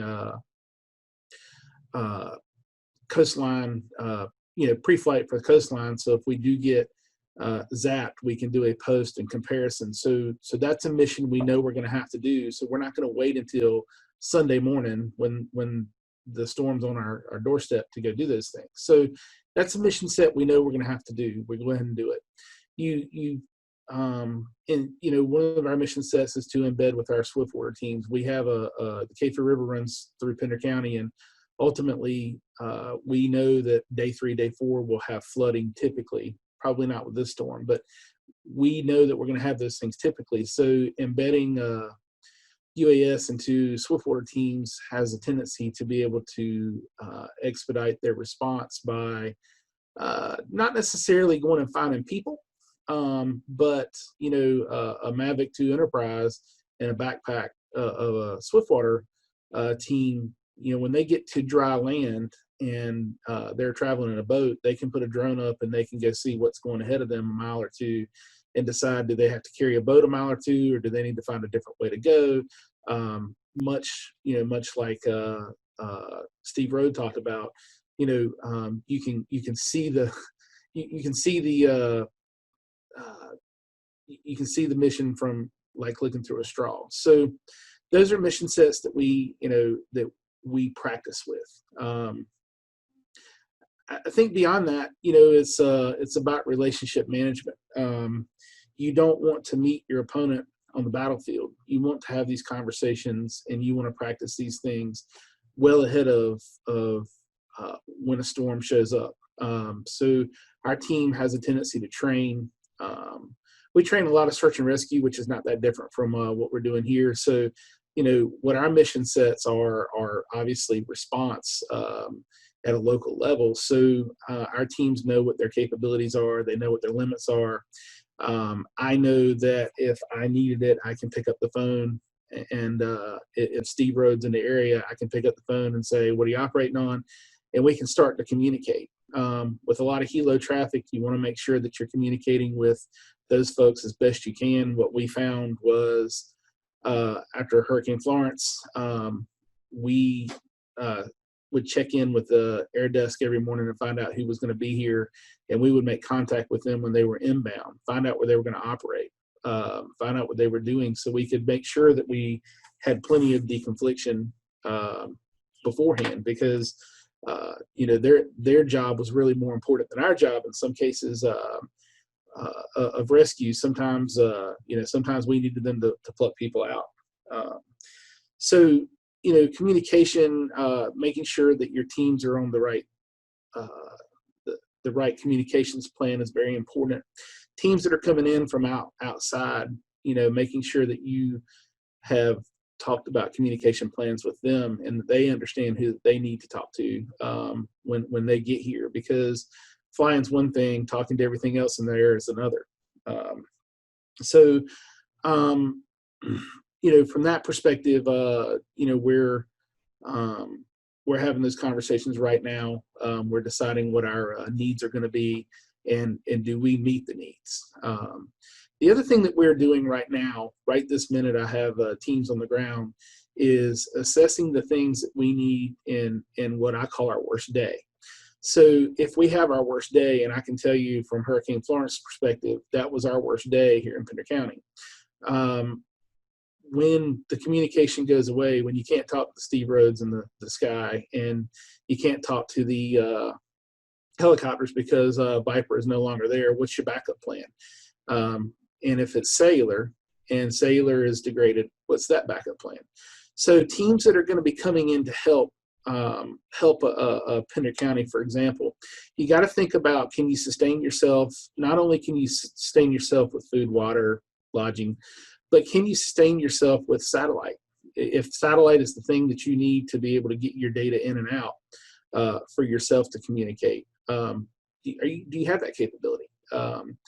If you don't have that capability, are you asking your local agency to help you with that? Part of your mission set is identify who the receivers of that data are. Is it your local EOC? Is it Basil Yap in Raleigh? Is it Travis in I think Atlanta, right? So is it Sergeant Collins? Having a team trying to figure out how to get here. How do you help them figure out their pathing, that kind of thing? So your mission sets are important, but who is receiving that data is very important. And for us, a lot of times streaming data is very important. So if we can't do that, we can go out and respond, but we can't complete our mission. So those are kinds of things to think about whenever you're getting into a situation where we are right now. So we're out doing those tests right now as we speak. Thank you, Bruce. So guys, just to wrap up the first round of questions that we've just briefly gone over, we're going to save all the questions. Just a reminder, we're going to save all the questions until Let's Talk Drones at the end of this webinar. We encourage everybody to stay around. The presenters will be there to ask questions or answer questions. The other thing is we want to try to address everything. So we're trying to get everything in a timely manner. So please, don't log off. Again, they're going to answer all your questions or try their best. If not, they're going to give you the best live that they can come up with. And we're going to try to get that done after the webinar. We're going to be moving on at 2:58. So we're trying to get another round of questions in really quick. And then we'll be moving on with our program. So with all that being said, what Bruce just told us about, Sergeant Collins, what do you see as one of the major hurdles that an agency or department has to address first in response and public safety? If they're starting a UAS team, they're really interested in getting into hurricane response, public safety response, what do you see as one of the hurdles? There's so many different platforms out there. I would definitely, I don't know if I would pigeonhole myself into one platform.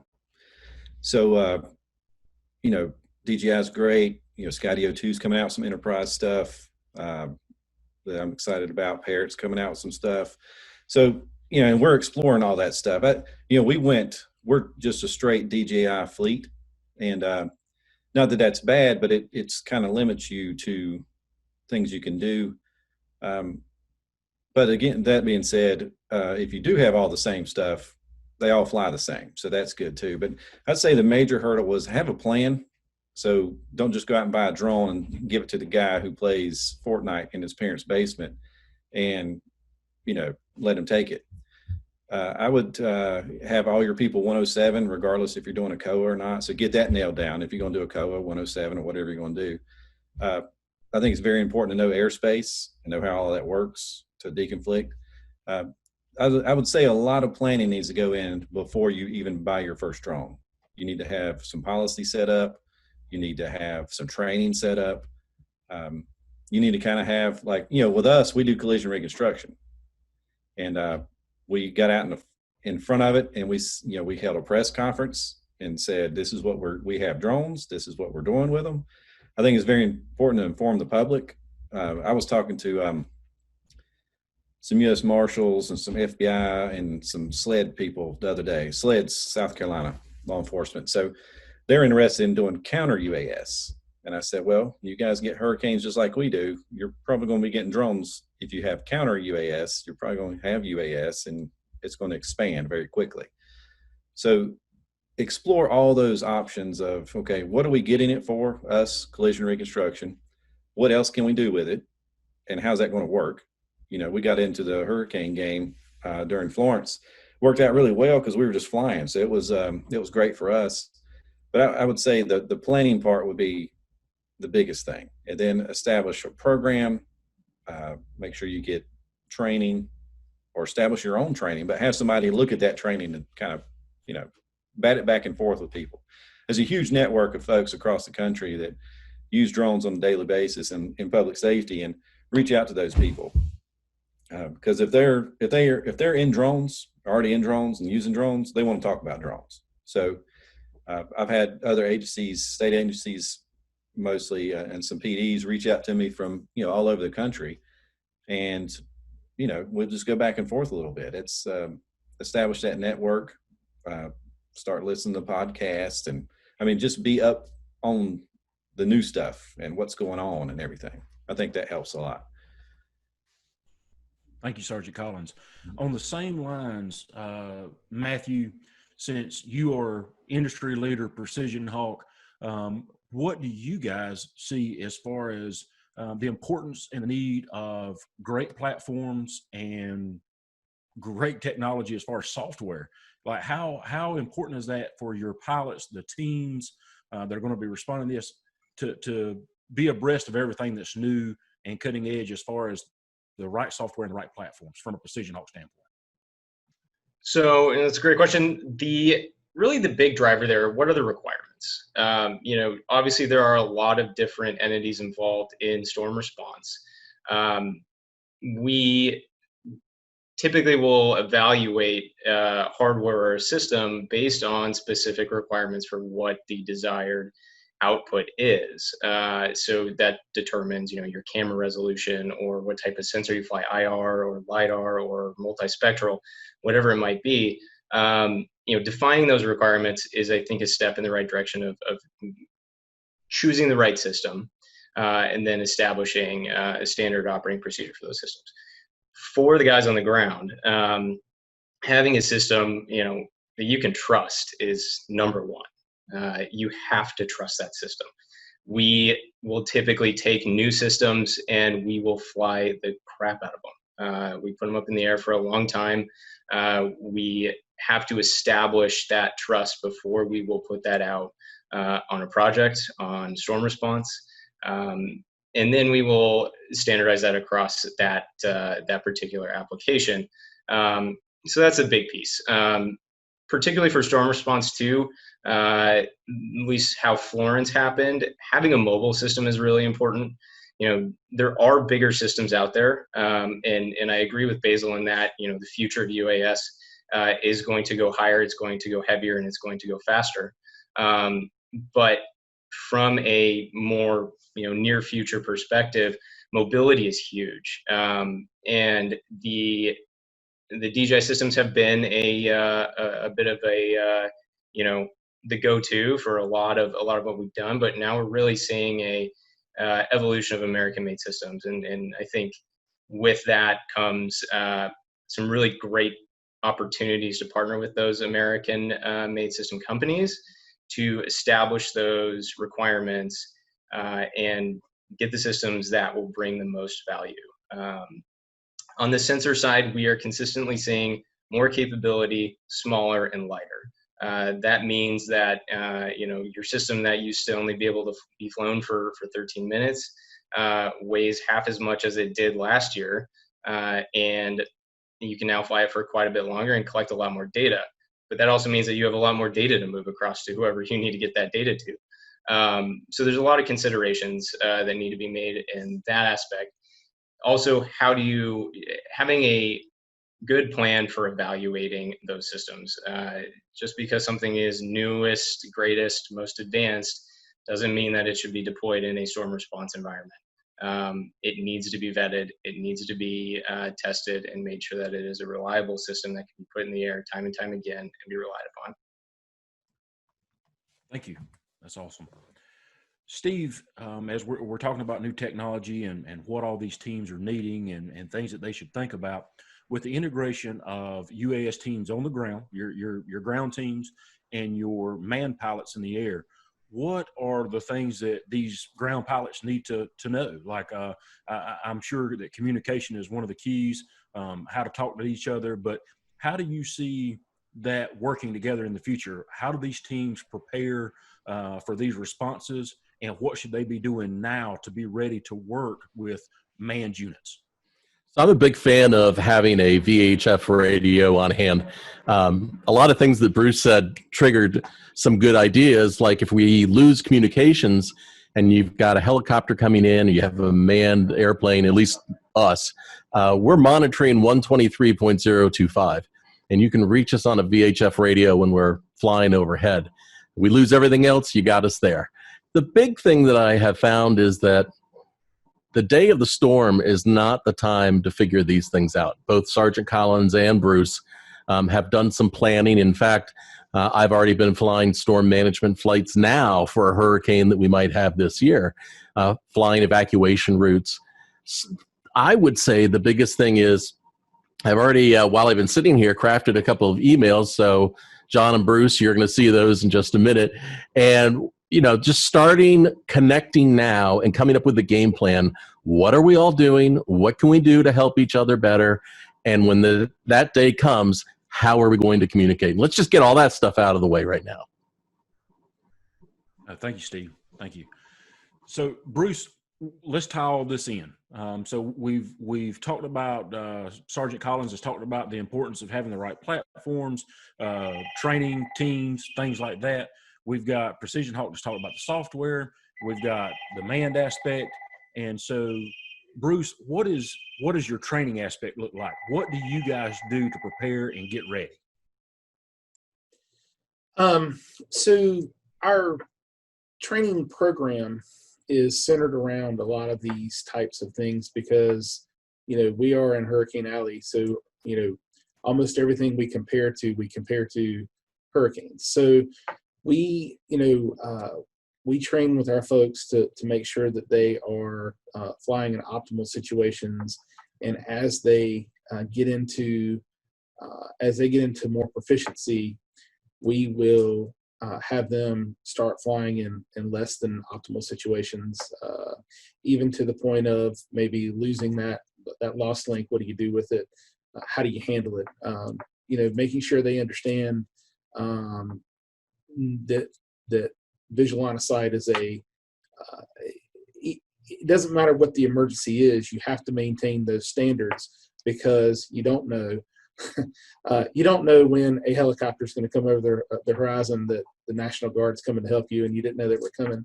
So we train for those things. We train for less than optimal situations. We train for standardized communication. We train for we try to train for the things that we run into. We try to train for the things that we've anticipated other folks have run into.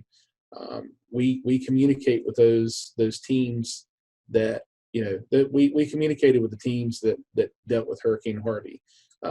We dealt with the teams that were at Oak Creek last year. We talk with them, we learn what they learn from, and we train our teams to be prepared for those situations as best as we possibly can. Tying it all back together, it's about training, and it's about relationship management. And for the folks on the for the folks that are listening, it's great that you want to help, but from the guy who's getting ready to have to receive that help, please don't respond to the scene. Please work through aviation. Please get deployed through EM. Please come here and let us know you're coming here, so we don't have situations where we have unfortunate accidents because we didn't know you were there. And that's one thing that I definitely want to stress and take the time to talk about is during this whole webinar, you have heard about the vetting process. And I can't explain to you how key that vetting process is. As you just saw our boots on the ground talking about, it puts a whole different aspect when we have people who show up to the scene or are in the area, whether it be for UAS or whether it be from our manned pilots. It poses a whole new threat of problems. So as we talk about this, and it's, again, we're not trying to be rude or crude by any means, but please go through the appropriate vetting process for the state. If you are interested as a public safety agency or emergency services, please contact Gary Saunders and Kurt Johnson. They can walk you through that vetting process for emergency services. There is a whole nother process for FEMA, which Mr. Potter can talk to you about. And then, as far as if you want to help the Department of Transportation, of course, you've got Basil Yap and his team that you'll go through their vetting process. All the vetting processes are similar but different, okay? The one thing that I can tell you is, and you have heard our presenters talk about this as well, a Part 107, yes, required. But the key is the resources and the skill. You have to have the skill to be on this response team or these response teams. As you've heard several of the presenters say, it's great if you've got a Part 107, but if you're just an avid drone flyer or you take photography or you're doing videography or things like that, that is much, much different than a hurricane response or a public safety response. So I've had the privilege of teaching and holding workshops and seminars with most of the presenters on today's panels and your speakers. And the one thing that I've always been known for, and kind of one of my catchphrases that these guys joke around about, is I always say that your Part 107 is your license to learn. That just means you have a license to learn. You've got to take it the next step. You've got to put all this into action. And I know that with this panel, specifically with Steve, Sergeant Collins, with Matt, with Bruce, these guys train all the time. You have heard them say they go out and they practice or they fly relentlessly all the time. You can imagine with the State Highway Patrol, these guys can't just throw a drone in the back of their car and just show up on a scene and say, yeah, we got this. We're going to take care of it. Same way with Steve.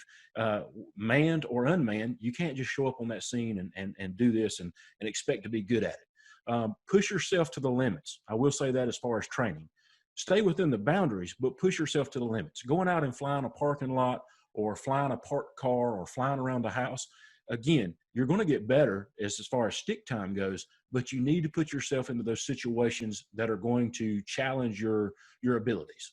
And you're going to have to be around different environments to make yourself better. As Sergeant Collins said, link onto these podcasts, talk to these representatives. They are a wealth of knowledge and information. They are willing to share all this with you. At some point, they've all taught for me or taught with me or presented with me. They are unbelievable, vast knowledge that you can tap into. So please, I encourage you all to do that. In a few minutes, again, we're gonna end all this panel and we're gonna move on with our other presenter. But again, don't forget to stay on. I know that we've got a lot of questions that are being asked to our controllers on this meeting, and they're asking that you stay on and and we'll address those questions at the end. So right now it's 2:50. I'm going to ask a very quick question. We've got 8 minutes before we have to move on to the next presenter. So with this, we'll keep it very simple. Sergeant Collins, what would you say, what would you encourage your units to do or your agencies to do if they are very serious about UAS? I know we talked about some of the things that they need to do to be successful, some of the things that they need to address, But what would you encourage units to do, or agencies or members to do, entering public safety UAS? I would say start today. Start today by reaching out to me, yourself, Riley, or any of these other guys on the panel. And definitely look to Riley's Public Safety Drone Academy for education. Education is key. Just like he says, 107 is a license to learn. It's a great resource. But start today by reaching out to people and talking about drones. If you see somebody department with a drone, talk to them. We have Raleigh PD's interested, and they've been coming by my office and Carrie frequently.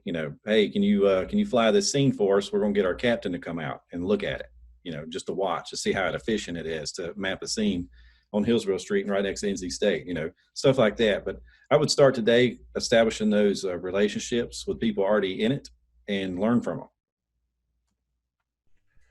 Matthew, what would you say? What would you direct these public safety agencies as just some friendly advice? Oh, as a public safety, we are a resource for technology. I think that we can really help, help you guys understand what technology is available for your department. Understanding the capabilities, the challenges with that equipment, be it on the data side of things or the setup, maintenance, calibration. We want to be a good partner there. We can be the technology expert for you. Awesome. Steve, what would you offer for our public safety agencies? Flying is the easiest part. I mean, that's just up, down, right, left. The hardest part is, working out how we're all going to work together, what we're going to do, how you fly in an emergency, and the logistics. So reach out to any of these guys. I mean, we've all have experience and we're used to doing this sort of stuff. And everybody here, well, except for Riley maybe, but everybody else here is willing to bend over backwards and help you. Bruce, what would you add? I think, I think I talked earlier about, defining your mission set and getting good at the things that that your original mission is. What we have found is that we find new ways of using drones that we never would have even imagined 2 years ago that we would have. So define your mission set, be disciplined about that, and then go find people that are doing the things that you want to do. We talk to agencies a lot, and anyone who's interested, reach out to me. I'm happy to get on the phone with you. We're happy to come visit you. I have a very, very aggressive chief who believes that education is the key. We will come out, we'll work with you, we will train with you. We'll do anything we can to sort of help you get along in your process. So don't be afraid to ask questions. Reach out to people in areas that are around you and learn from them. Learn from what their mistakes are, so you don't have to make the same ones. But relationships, make those relationships so that you can train with those folks.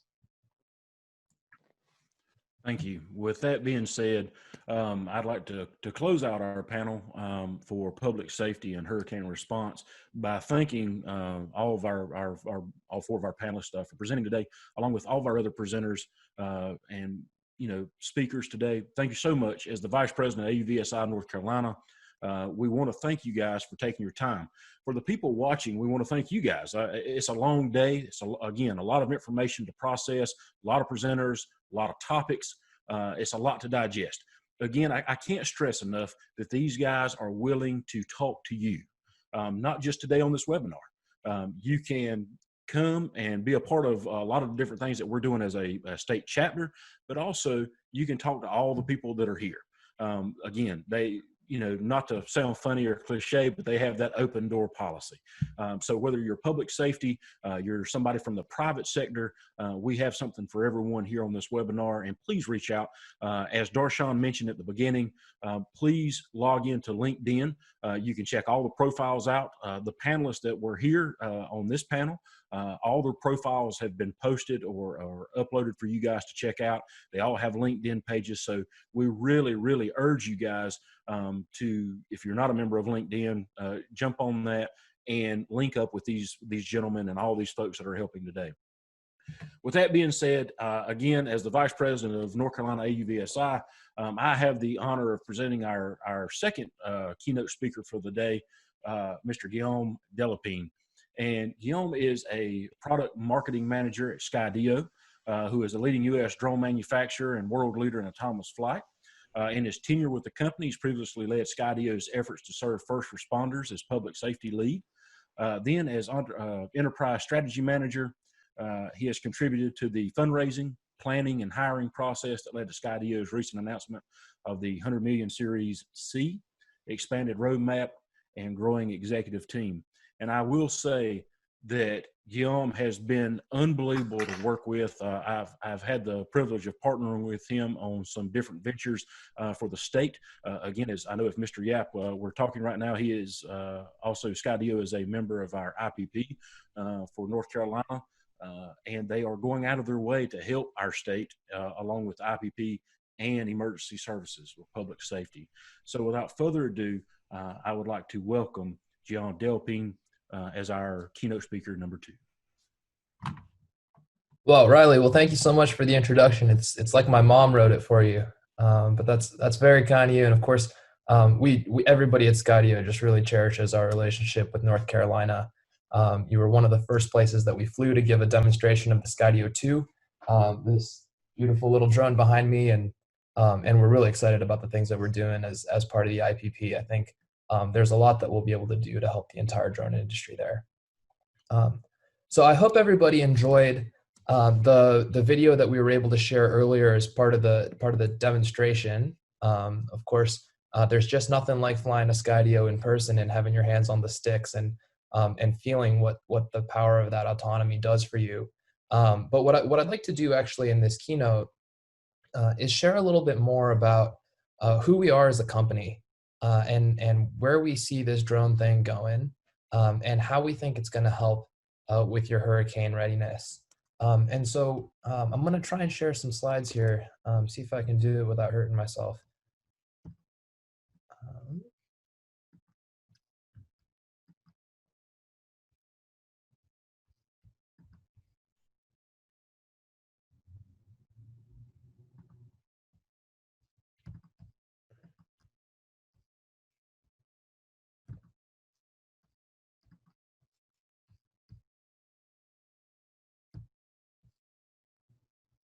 Here we go. Again, we're very excited to be here. I work in product marketing at Skydio, and that means a couple things. My job is to work with folks like yourselves who are drone pilots. It's my absolute favorite thing to do is to get out in the field and be shoulder to shoulder with you, trying to solve problems, and then relay that information back to our product managers so that we make sure that we can develop products that are actually going to solve your problems.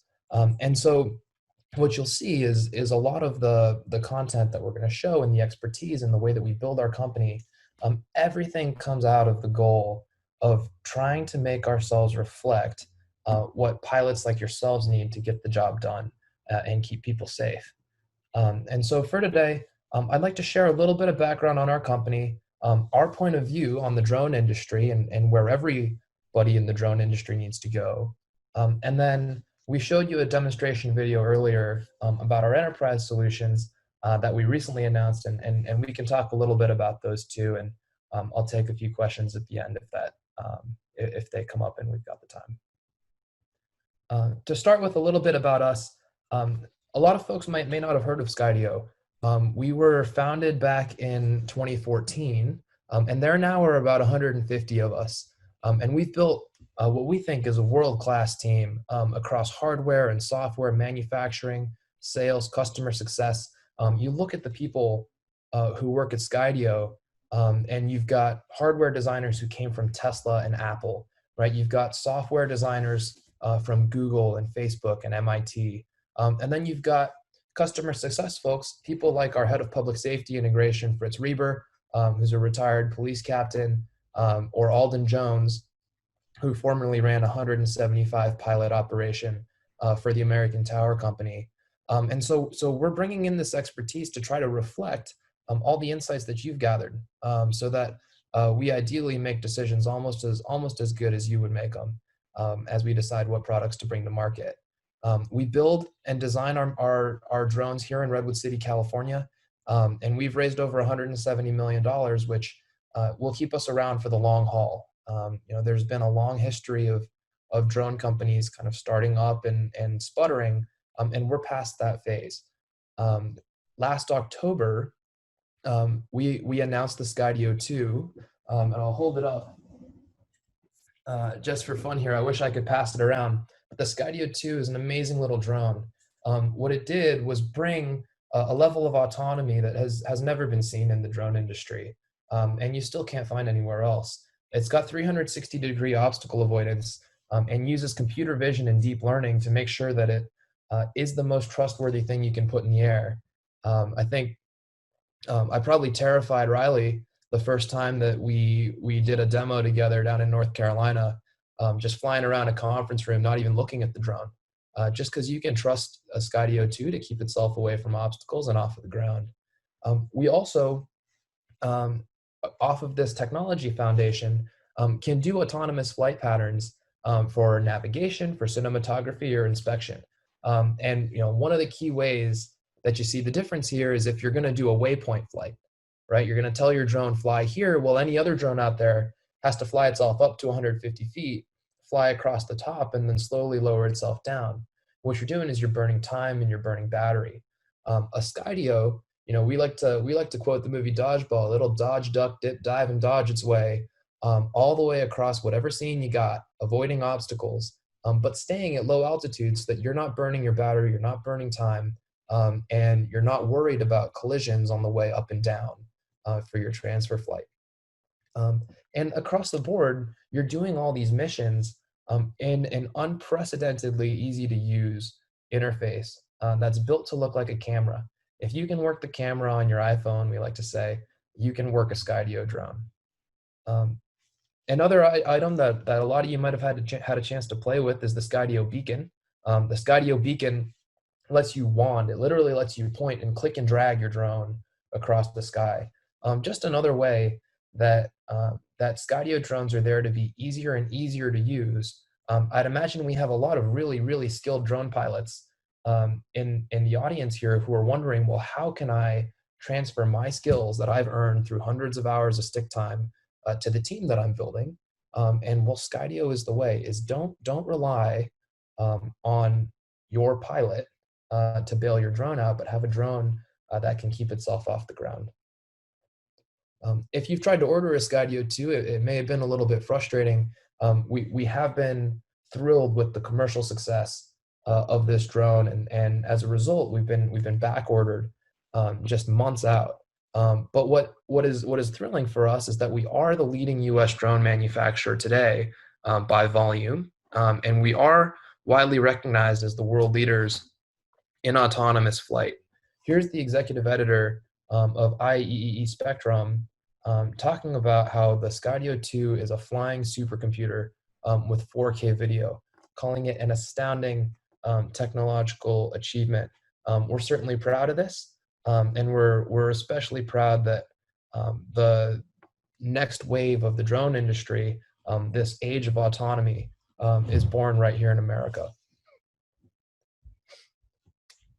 When we talk about autonomy, we like to give a little bit of a point of view on the overall industry and why we think this is going to be such a difference maker for all of your teams. And I think all of us on this call have been excited at different times about the promise of massive positive impact from drones. Right? From your camera use cases at the top left there, making things really easy to use for photographing their families, to tactical use cases on the top right there, first responders in hostile situations, in energy, in package delivery. The beautiful dream of drones is so exciting that Goldman Sachs projected that we'd have a $50 billion market in 2020. And unfortunately, that just hasn't taken hold. And so at Skydio, we said, well, why is that? Because across industries, drones are replacing what are really outdated and dangerous methods, right? In public safety, we're comparing drones to helicopters, which, sometimes we like to call those helicopters gas guzzling death machines, right? Any of you, I'm sure we've got plenty of helicopter pilots and passengers in the audience, and I just admire you guys. But when you have a drone, you're looking at a 90% plus cost reduction without having to buy hangar space, without being limited, because nobody has 30 helicopters, but it's very reasonable to have 30 drones, and make them available more widely, and able to fly more missions. And when each of those missions has the social impact that the panelists on the previous conversation were talking about, that's a really great thing for society. And we also see this in enterprise use cases, right? So preventing people from climbing up on towers, preventing people from having to jump into a snooper truck when they're inspecting bridges. Some of the work we're doing with the North Carolina Department of Transportation has really showed us that you can have these massive cost reductions and reductions in social cost if you can inspect bridges by drone instead of by snooper truck. And so with all these positive impacts, well, the question is, what is holding things back? And to us, we think it's this. You look at manual drones, and you look at the programs that run them, and up to 80% of an average drone program's budget can be consumed by having to train and pay your pilot, right? Every time you pay for a training, you got to remember you're also paying for the salary of the pilot that you're sending there. You're also paying for your pilot to go and spend time on the sticks, trying to stay sharp enough to keep that manual drone off the ground. And you have to do that. And what ends up happening is this pilot ends up 4 times more expensive than the actual drone. But because a drone crash is so bad for a program from a public relations standpoint, and from keeping your program funded year over year, you have to make that investment as an operator. So it's nobody's fault but the technology that these drone programs are so expensive and so focused on the pilot. And when you look at that picture of 4 pilots to 1 drone, we think that ratio is completely backwards. If you're adding more staff just to keep your drone off the ground, your drone is actually doing the opposite of being a force multiplier for your teams and keeping your first responders safe and effective. And so while people are starting to see the value that these drones can provide, these major challenges of having your drones hand-flown, hard to fly, easy to crash, and expensive to buy and replace is causing serious problems, and it's holding the entire industry back. Not to mention the fact that this new and recent wrinkle of federal concerns around Chinese components and espionage are having real impacts on local agencies that are trying to secure grant funding or federal funds to be able to grow their programs.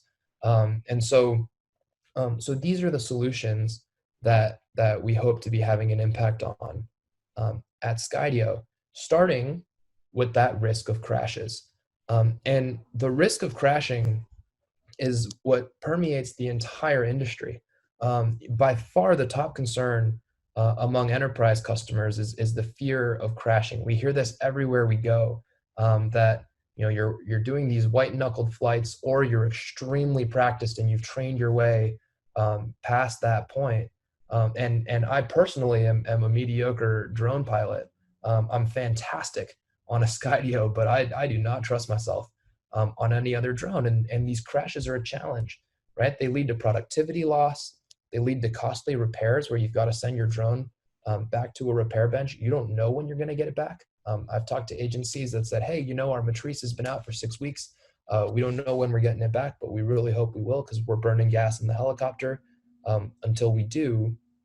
And it all comes back to the fact that training is a really costly insurance policy against crashes. So bad that 55% of enterprise companies that we survey list the risk of crashing as the top concern they have.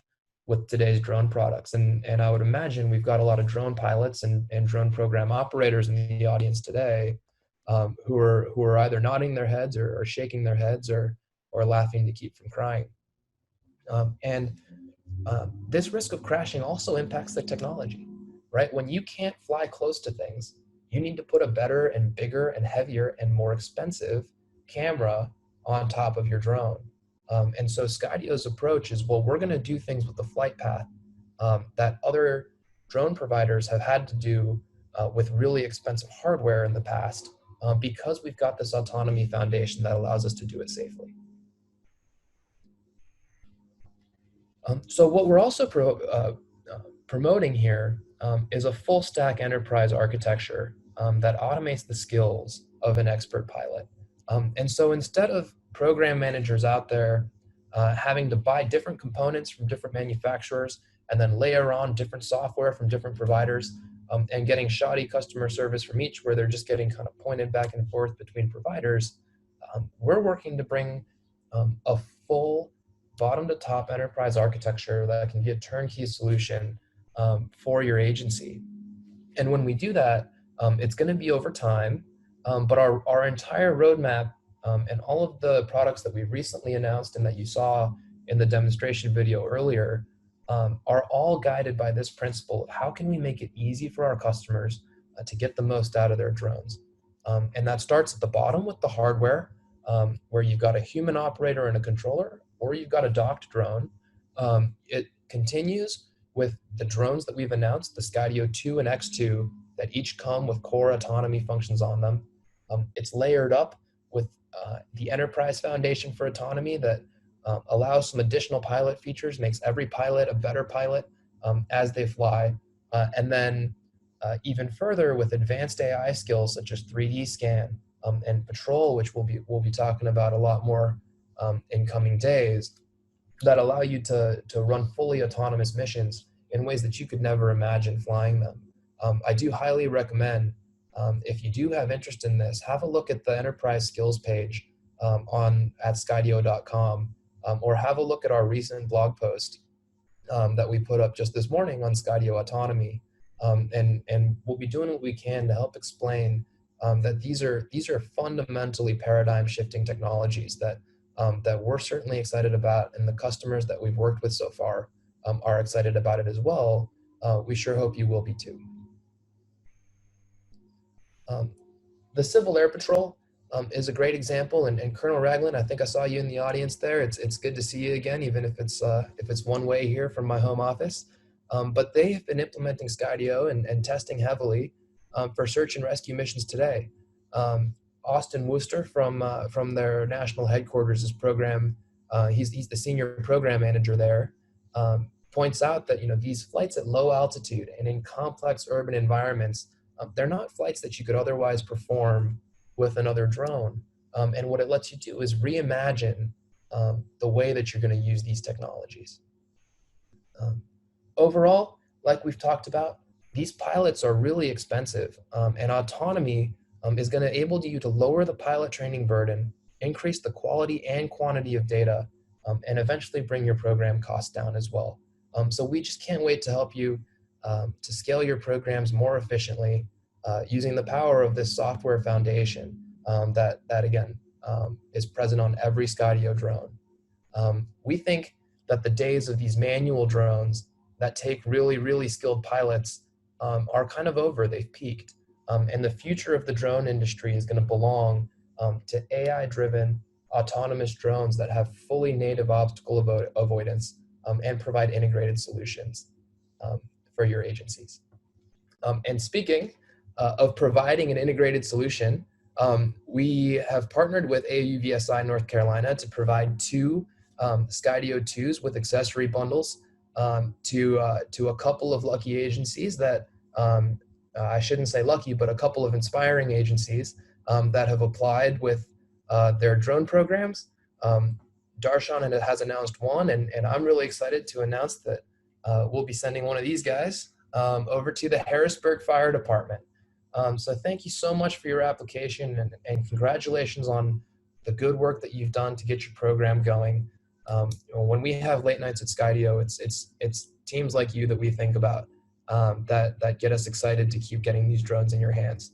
And so we'll be getting the Skydio 2 to you as soon as we possibly can. We're expediting you on our assembly line.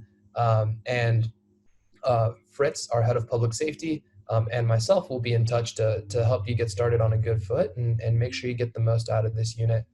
And to the Harrisburg Fire Department and everybody on this call who has anything to do with keeping people safe, or just pushing drones for good in general, we just can't thank you enough for all you do. Thanks so much. Righty, thanks so much, Guillaume, and we appreciate again your sponsorship and partnership with helping us out here in North Carolina and our public safety agency. So if my group, our third panel, if they will join on, I'm starting to see some of them come in. We'll get them started. Now that I'm actually in front of the scenes and behind the scenes, I'm going to have to bear with me if I make some mistakes here. So let me get my focus here. And there we go. Again, thanks so much, Guillaume. So in our panel here, the third segment is with our group of industry, local, and academia.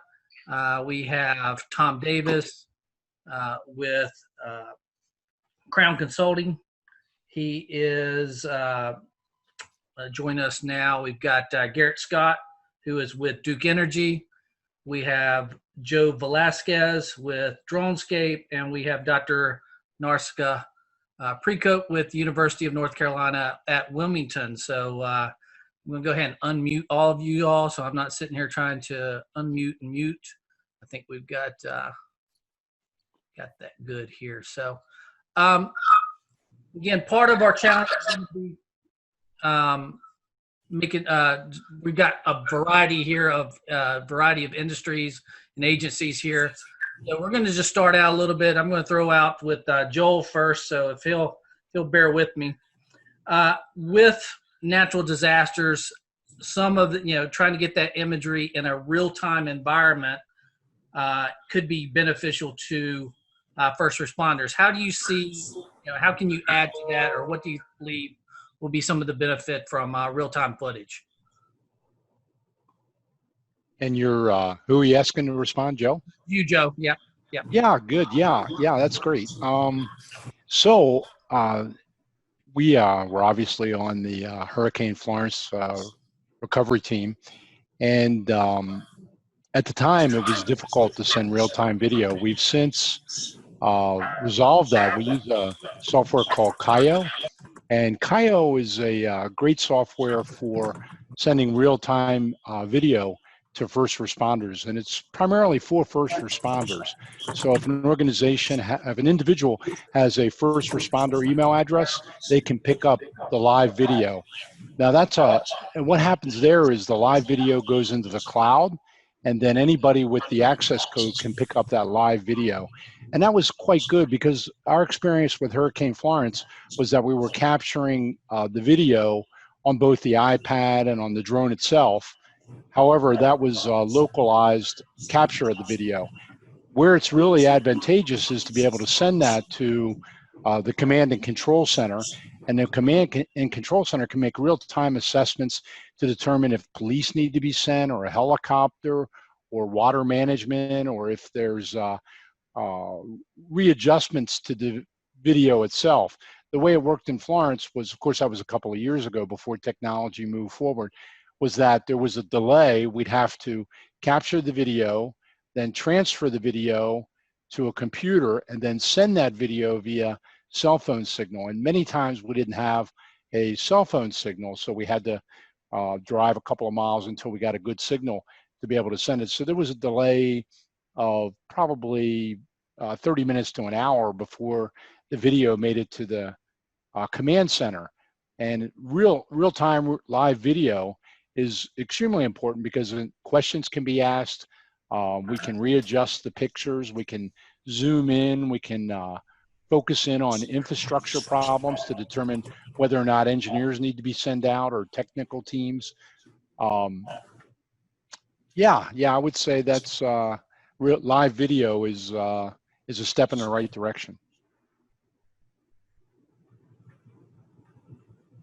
Great. I'm going to go to academia here now. So, Dr. Precope, one of the things that was discussed earlier with Pender County, they were talking about doing pre-flight, pre-natural disaster, imagery, and then looking at it post-disaster. So how can GIS and mapping be a useful benefit in cases of hurricanes and natural disasters? Well, thank you, Bill. That's an excellent question, and that's basically where I wanted to start. Everybody spent a lot of time today talking about emergency response and response imagery during or post a disaster, but we actually at UNCW have been working for a long time with Pender County specifically, of one of many counties we've worked with on hurricane preparedness. So what we do is we work with them with a lot of geospatial data and drone data, and especially relying on remote sensing to understand these local and regional, we call them landscapes of risk. So basically where are places most vulnerable? And I actually wanted to share, see if I can share my screen. I wanted to share a couple of maps, and just as an example of the kinds of things that we do, is this is an example that was done of work that was done in collaboration with, it started in collaboration with Pender County, where we took a really large data set that contains the finished floor elevation of every building in the 28 coastal counties that you see here on the right side of the screen. Using geospatial analytics, we were able to determine that of the total buildings of about 130,000 structures that intersect the 100-year floodplain, only the 100-year floodplain, 45 of those are basically built below the minimum base flood elevation for a 100-year flood event. So this is the kind of information that we're able to do with geospatial analytics to prepare us to know where do we anticipate the highest degree of risk, so that we know that before we start talking about deploying teams during or right after a disaster event. All right.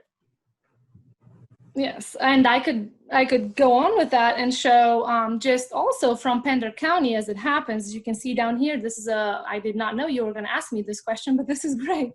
And this is the map of Pender County, and this is us mapping the post-Florence flood mapping extent using Planet CubeSat imagery, which has a near infrared band, as you can see here in this red looking image.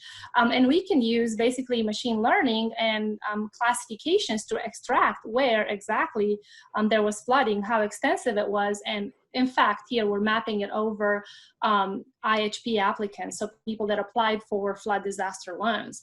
And then real fast, and we're able to show essentially, this one was supposed to be animated, which structures were inundated. We can look very quickly and see, are we talking about mobile homes? Are we talking about single family homes? How many are they? Who's getting impacted where? And then we can use a variety of different data sets, including crowdsourced photographs and NOAA aerial imagery that we get access to, and damage assessment reports to see how do these geospatially mapped landscapes of risk actually compare to what was damaged. And here is just a quick, simple map of, this is New Bern, the city of New Bern, another local locality, municipality we work with a lot, that shows how we had mapped, just using the simple indicators I showed you on my first slide, basically that finished floor elevation in relation to the base flood elevation, and showing that we were able to predict about 98% of the buildings that were actually damaged by Florence, according to the damage assessments done by the city of New Bern. So GIS can be very helpful to help us identify risk pre-disaster and know where to be looking. Perfect.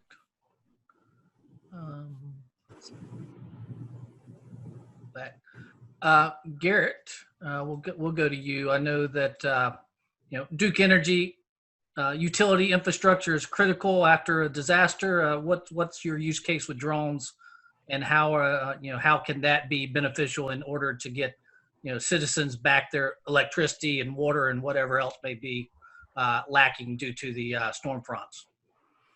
Sure. Obviously, our biggest goal after a storm occurs is to try to get out and get everybody's power turned back on. But I think a lot of the work for us occurs well ahead of storms, and that's definitely been true here over the last year or so. A lot of things going on with COVID.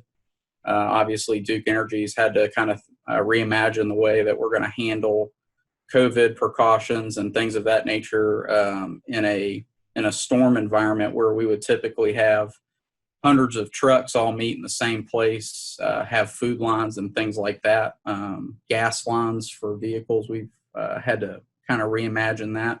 I'll post a link to an article here a little bit later about some of the things Duke is kind of doing and preparing for in that front. But also, we do a lot of work just from a grid reliability standpoint using small drones and going out and trying to make sure that the information that we have about infrastructure is correct. And updating that information allows us to do a lot of things. It allows us to identify where we can install newer technology so that when the power does go out, we can remotely fix things versus having to send a crew into the field. So that grid hardening and reliability is really important, and also using that data to identify what poles are at the most risk based on different wind events, different events that may occur during a storm. So I've actually got a storm call, right after this panel where we're talking through kind of what the probabilities are for this upcoming storm and starting to get teams prepared and spun up to go out and respond to that. So a lot of work on the front end, and then hopefully by the time we get to a storm, we're ready to go out and deploy either internal resources or vendors to help take care of that and get the power turned back on. Perfect. Tom, I'm going to throw it to you. Earlier when Lieutenant Colonel Pickett with National Guard was talking about him being the air boss, one of the biggest considerations is airspace and authorization before and after. With your background from NASA and working with Crown Consulting, what are your recommendations about potential pilots and agencies needing to get into the airspace that may have a TFR or may have other restrictions in order to do some of the asset checking that they need to do? Yeah, boy, that's a great set of questions altogether. A lot rolled up in that. So I think we have a tendency to believe in something like a hurricane. We see the major airports shut down or go down to nearly no activity. For example, during Florence, I was actually in California and flew back in the middle of the night to just beat the closing of RDU. So we have a tendency to sort of in our head process that, to think that there's not a whole lot of aviation, manned aviation happening out there. It turns out while that may be true from airlines, it's very much untrue in terms of the response that's going on. So the air boss who works with the state emergency management at the facility in Raleigh, becomes one of the most important people in the whole response. He or she has to manage assets from the National Guard and maybe the active military, as well as local fire, police, etc. They all are, or many of them are able to put especially helicopters in the air that fly at low altitudes. And so to manage this, they tend to put in, what we've seen is they put in restrictions very early in the process. To sort of tie it to an event everybody is familiar with, in 9/11, the FAA on the fly came up with a brilliant idea. By one controller had the idea, and that was, we don't know what the heck's going on out here, so we're just going to shut everything down and make everybody land. So they've taken that now to virtually every emergency response situation. So for example, when Florence began arriving, they sort of shut everything down except for their assets. So they wanted all drones below 200 feet. They put up TFRs, or temporary flight restrictions, around the state, and a few other things. And it became really important for the pilots to be online, to use the tools that they have, which might be a UTM service provider or working with the state DOT, to understand what the airspace looks like out there and to understand that it's changing minute by minute. Search and rescue tends to flood a certain part of the airspace with a lot of aircraft all at once, and you may not know it's about to happen where you are. But if you're online and aware, you can either hear or see those things as they come online, and you can be sure that you're operating safely.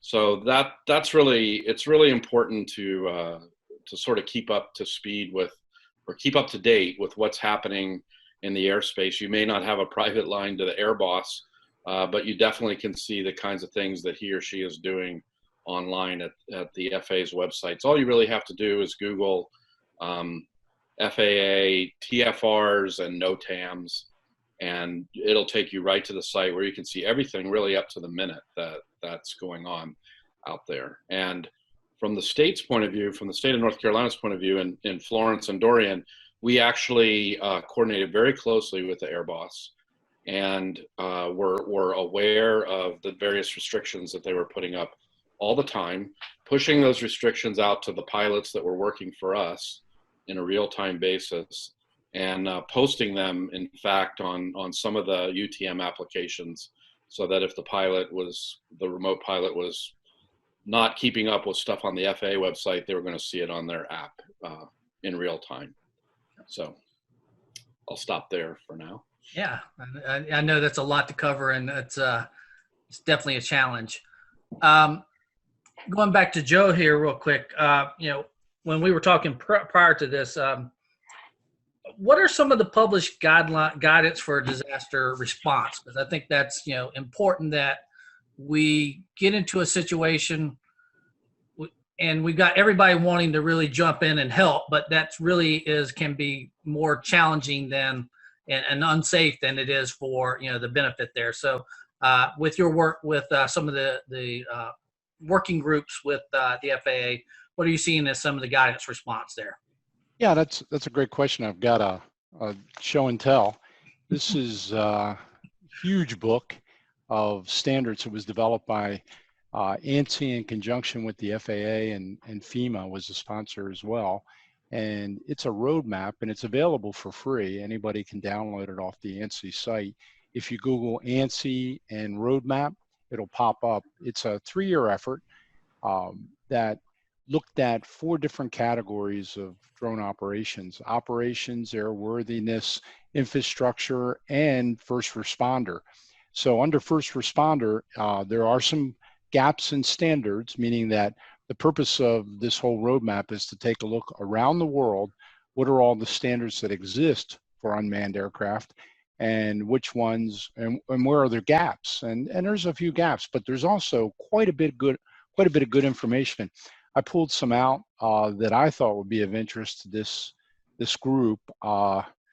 NFPA publishes quite a few different good standards, standards for public safety, small unmanned aircraft. ASTM is an absolute leader in developing different standards for infrastructure inspection. They've got one called a standard guide for training public safety.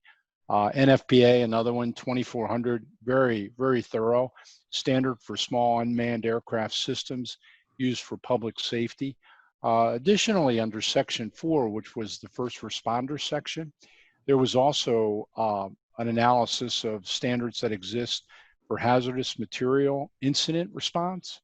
When these disasters come, there could well be areas where hazardous material needs to be addressed, and how drones can play a part has been detailed in some standards. ICAO, there's a standard for unmanned aircraft for humanitarian aid and emergency response.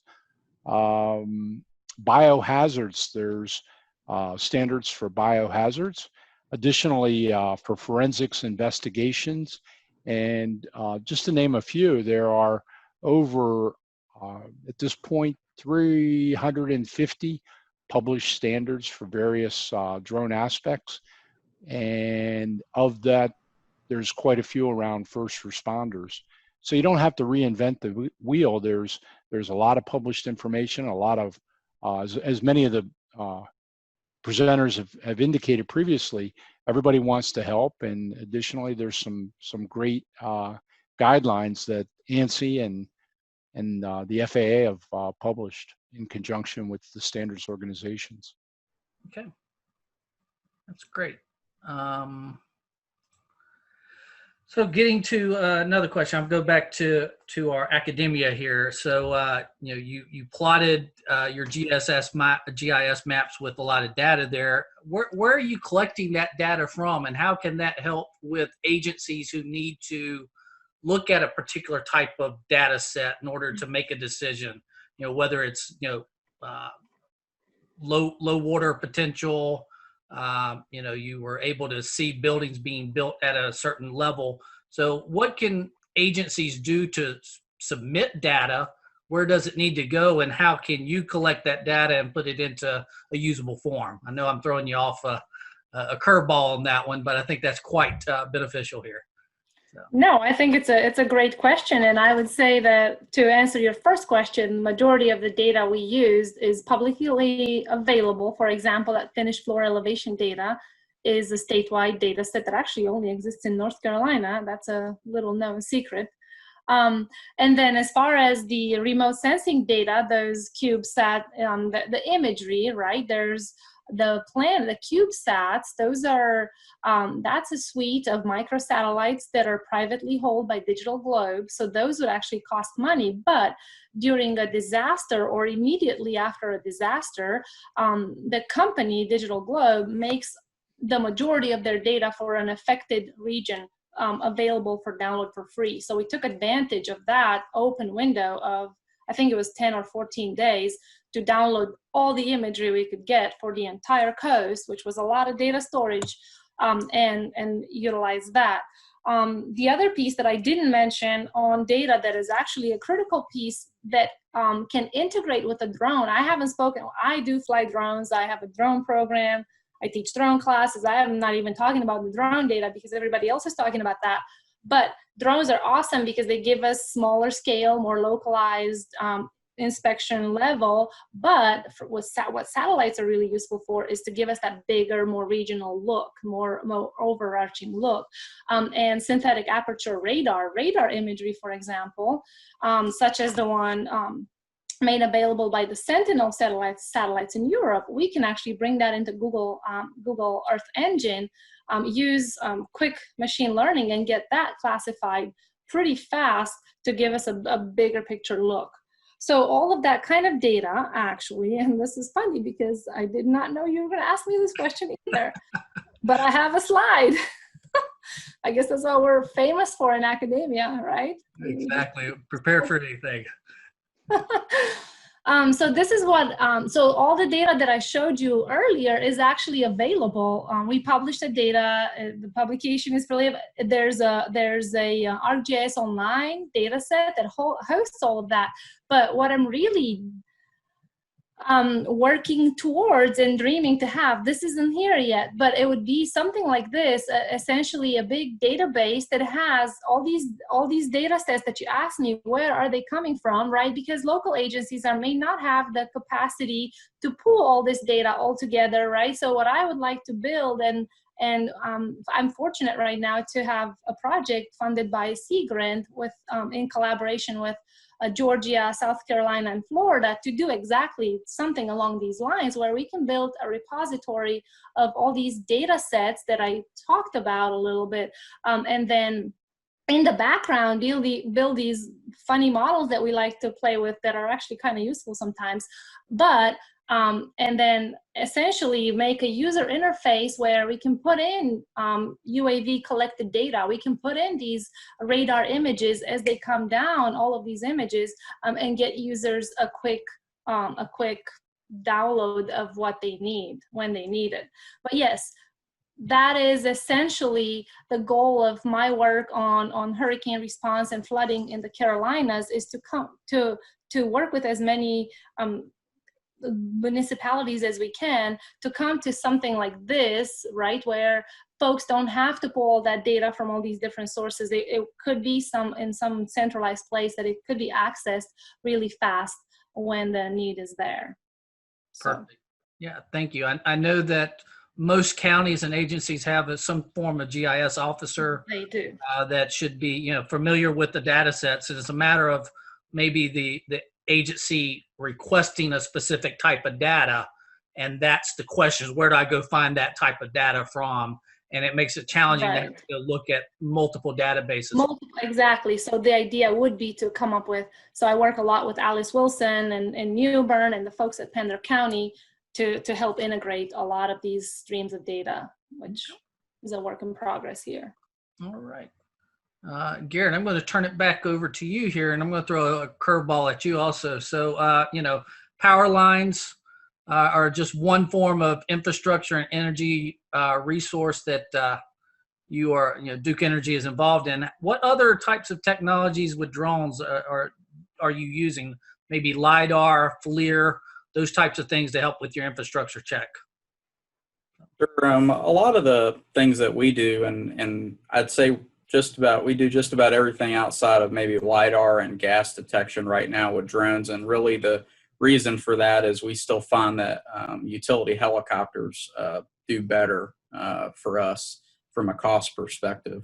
But we use drones for void inspections, and really more and more now we're seeing more and more use for solar and wind. Obviously, that's becoming a much larger thing here at Duke, and so a lot of IR inspections, again, I think along the same lines, trying to figure out where to store that data, how to store it, and make it actionable is always something that we're working on. And we have some teams inside of Duke Energy that also work in the automation side of that, trying to ingest all of that IR data in and really process it and look for inefficiencies in our solar sites. And that helps us with warranty claims when we build new sites. Also helps us to ensure that when we need to augment our power load supply, we can do that and do it with some reasonable efficiencies. Okay, perfect. All right, Tom, back to you here. Talk a little bit about the process to get that emergency authorization, because I know that we kind of talked about there's a CFR in effect, but if we got to fly, what's the waiver process or what's the process? And that was actually an earlier question that came in on the back end that we weren't able to address with another panel. So what's your thoughts on that? Okay, so I think probably most everybody knows there are rules to use the airspace, and a lot of them revolve around Part 107 and a few other regulations, and you really have to adhere to them, even in a hurricane. So theoretically, you can't fly over large crowds of people, really not over traffic either. You can't fly beyond line of sight. You can't fly in the middle of controlled airspace. But there is a way to get waivers from this, and the way it's done, that we did it here, is really, I think, the primary way it's done in a situation like this is through what's called an emergency COA. And it also has a secondary name of SGI, which means special governmental interest. And it can only be obtained by a government like the state of North Carolina. Could be obtained by other departments besides the DOT, but we ran this process in the most recent hurricanes. So the first thing you want to be sure of is know what your situation is. So you want to know where you are. Am I close to an airport? Am I going to be able to see this drone for where I want to fly it, et cetera? And then you need to know what you want to do. And I mentioned one thing, do you want to go over traffic? Do you want to go beyond line of sight? Do you need to get near an airport? Even though you think it may be closed down, it may not be, or it may be coming back up, as I mentioned earlier. We have the professor from Wilmington. I can say that in Hurricane Florence, Wilmington Airport went down for a little while, but as it started to come back up, the controllers the state wanted to do some inspection flights in and around the airport, and the controllers, the air traffic controllers at Wilmington, even though the traffic volume may not have been what was normal for them, were super busy. Their radar systems were down or hindered, and various other things, and so it becomes super important that they have awareness that you're out there. Another thing that happened in Florence is they took Lance down, which is a electronic means to gain authorization to fly under airspace near an airport. that was all down. So just because you can't access it or it says it's down doesn't mean you can fly freely near any airport, quite honestly. So you gotta have awareness of all that stuff. We also had dynamic events like the president came in to visit over near the coast at one of the military bases. That closed off a lot of airspace. So all these things are happening. To use what I mentioned, which is I'm going to bring up an example here. An emergency COA. It's actually a relatively simple form, and it looks like this. It doesn't have a whole lot of information that you have to reveal. You know, who are you flying for? If you're flying for yourself, you're probably not going to get permission, but you need to have these various pieces of information about the type of UAS you're going to fly. It's pretty funny. I'll tell a quick funny story. When I'm interacting with these pilots and during Florence, and I asked one, you know, I need your type of vehicle. He said a Chevy Suburban. So we was kind of funny. We had to get, you know, he was flying a DJI or something in reality, but he wasn't trying to be funny, but I had to be more clear about what I was asking. And typically you get these things for a time frame. You see here, they're asking the time proposed, how long you're going to do it. They ask you to provide some geographical details. You can draw a box around the area and define it by lat longs or a corridor. Even if it's a bridge, you want to, you're going to have to define where the bridge is, where it starts and where it's ends, et cetera. What it's for, firefighting, law enforcement, natural disaster. We would check that one in a hurricane and put out here Hurricane Florence. And you just want to, this form I found took, between gathering the information from the pilots and filling it out, took between 15 and 30 minutes to type it all up. The state then sends it into the UAS response, or the service center within the FAA, and they'll turn it around in another 10 or 15 minutes. And that includes things like they will call the airport tower, let's say at Wilmington or wherever you're trying to fly, and they will work things out with them, exactly where you're going to be and when you're going to be there. And sometimes the answer comes back no, and it did in a couple cases during Florence. One in particular near Kinston, because there was so much military traffic coming in and out of Kinston with supplies and things like that. But usually the answer is yes, and it comes back in a relatively short period of time. So from the time you're on the ground and you want to begin flying till you have authorization could be 30 to 45 minutes. We're actually looking at ways at the DOT of automating this and making that a 5 or 10 minute turnaround. So we're talking with the FAA. This form isn't that complicated that you couldn't automate it and have it go directly from the pilot who has authorization to the FAA and get a phone call back in 10 minutes, let's say. But we're not there yet. Probably won't be there this fall for hurricane season, but maybe by next year we will. We did use this form to gain BVLOS flights over I-40. If people remember, there was some pretty dramatic pictures that ended up in the national media that made I-40 look like a river. If anybody knows what Snopes is, it also made Snopes because people out there in California or whatever thought it was not real, but it all got validated. That flight was flown beyond line of sight using one of these emergency COAs by our state highway patrol here in North Carolina. And so everybody was aware. The FAA published a TFR over the interstate.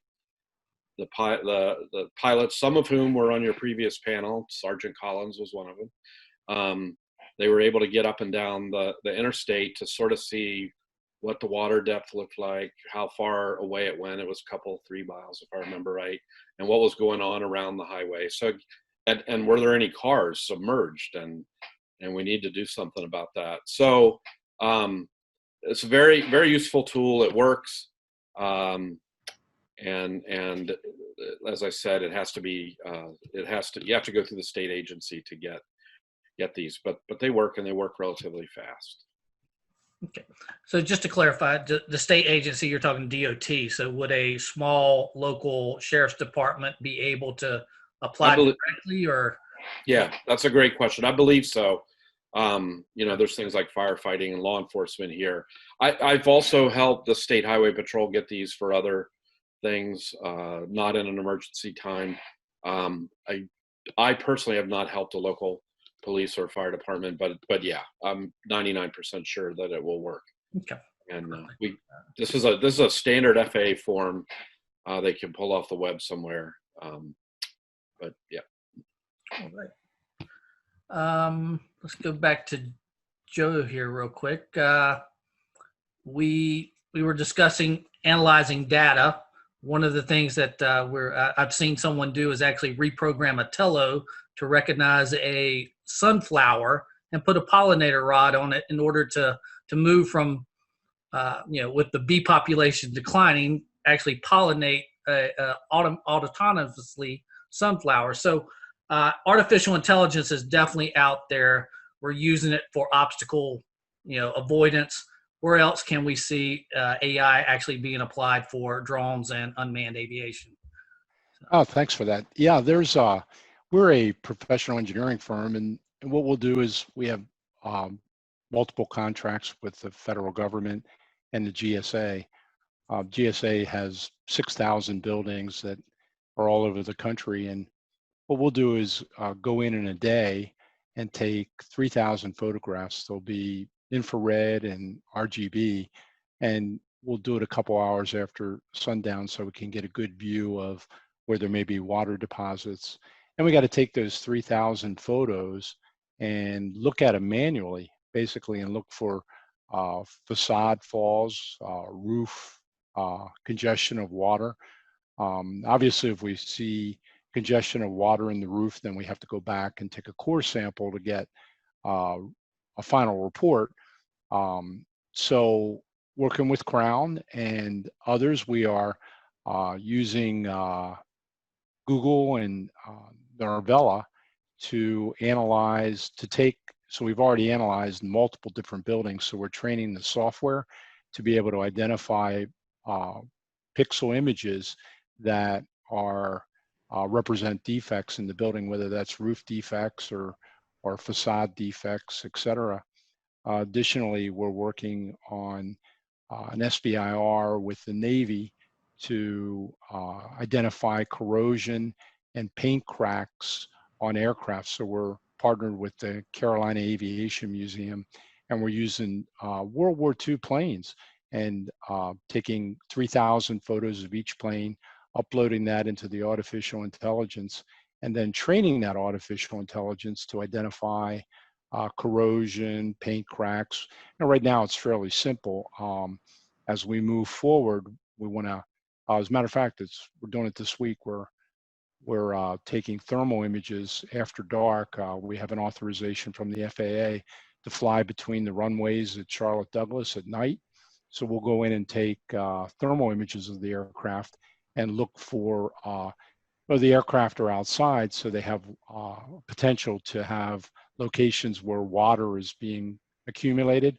And of course, that'll damage the aircraft. So we're going to use thermal imagery to capture that and then train the software ultimately to identify where there's indications of water damage based on the thermal imagery. And so that actually, we call it a process called Scanscape. That would be ideal in a hurricane or disaster situation where we could fly the drones in and use professional engineer trained software to identify where there's potential for something that could cause human danger, where the roof collapse or the facade is falling apart. It would be much quicker than having to take the data and process it and look at it manually. We'd be able to do it real time. Okay, thank you.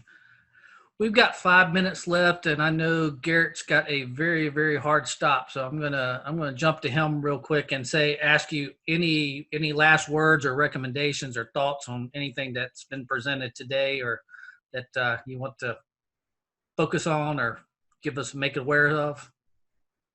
I appreciate it, and yeah, I have to jump off and get on a storm call and make sure we're doing everything that we need to be doing here for the storm that's coming up the coast. But I think I've heard it hit on here a couple of times. It's really just let the professionals work, whether it's the DOT or the Highway Patrol or you know, the National Guard or Duke, you know, don't fly a drone if you don't have a purpose to be there. I know, you know, as somebody who flies drones a lot, you know, it's cool to get some of those shots, but I think it's really important to understand we don't want to create some of the things that we've seen out in California with the wildfires, where you're stopping firefighting operations, or you're stopping, you know, rescues, or stopping power being turned back on. Summers get really hot, people don't have power or something of that sort. You know, it's really hot in the summer, so you don't want to have somebody elderly sitting at home not able to cool their house.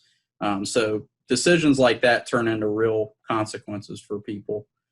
So I'd say that's I think something that I hope everybody takes away from it. And, you know, if you are participating in storms, you know, just, you know, this is an opportunity to show the professionalism of the industry. That's something that's very near and dear to my heart. So the way that we operate is the way that we're going to be viewed in the aviation community. And appreciate you having me on today, Bill.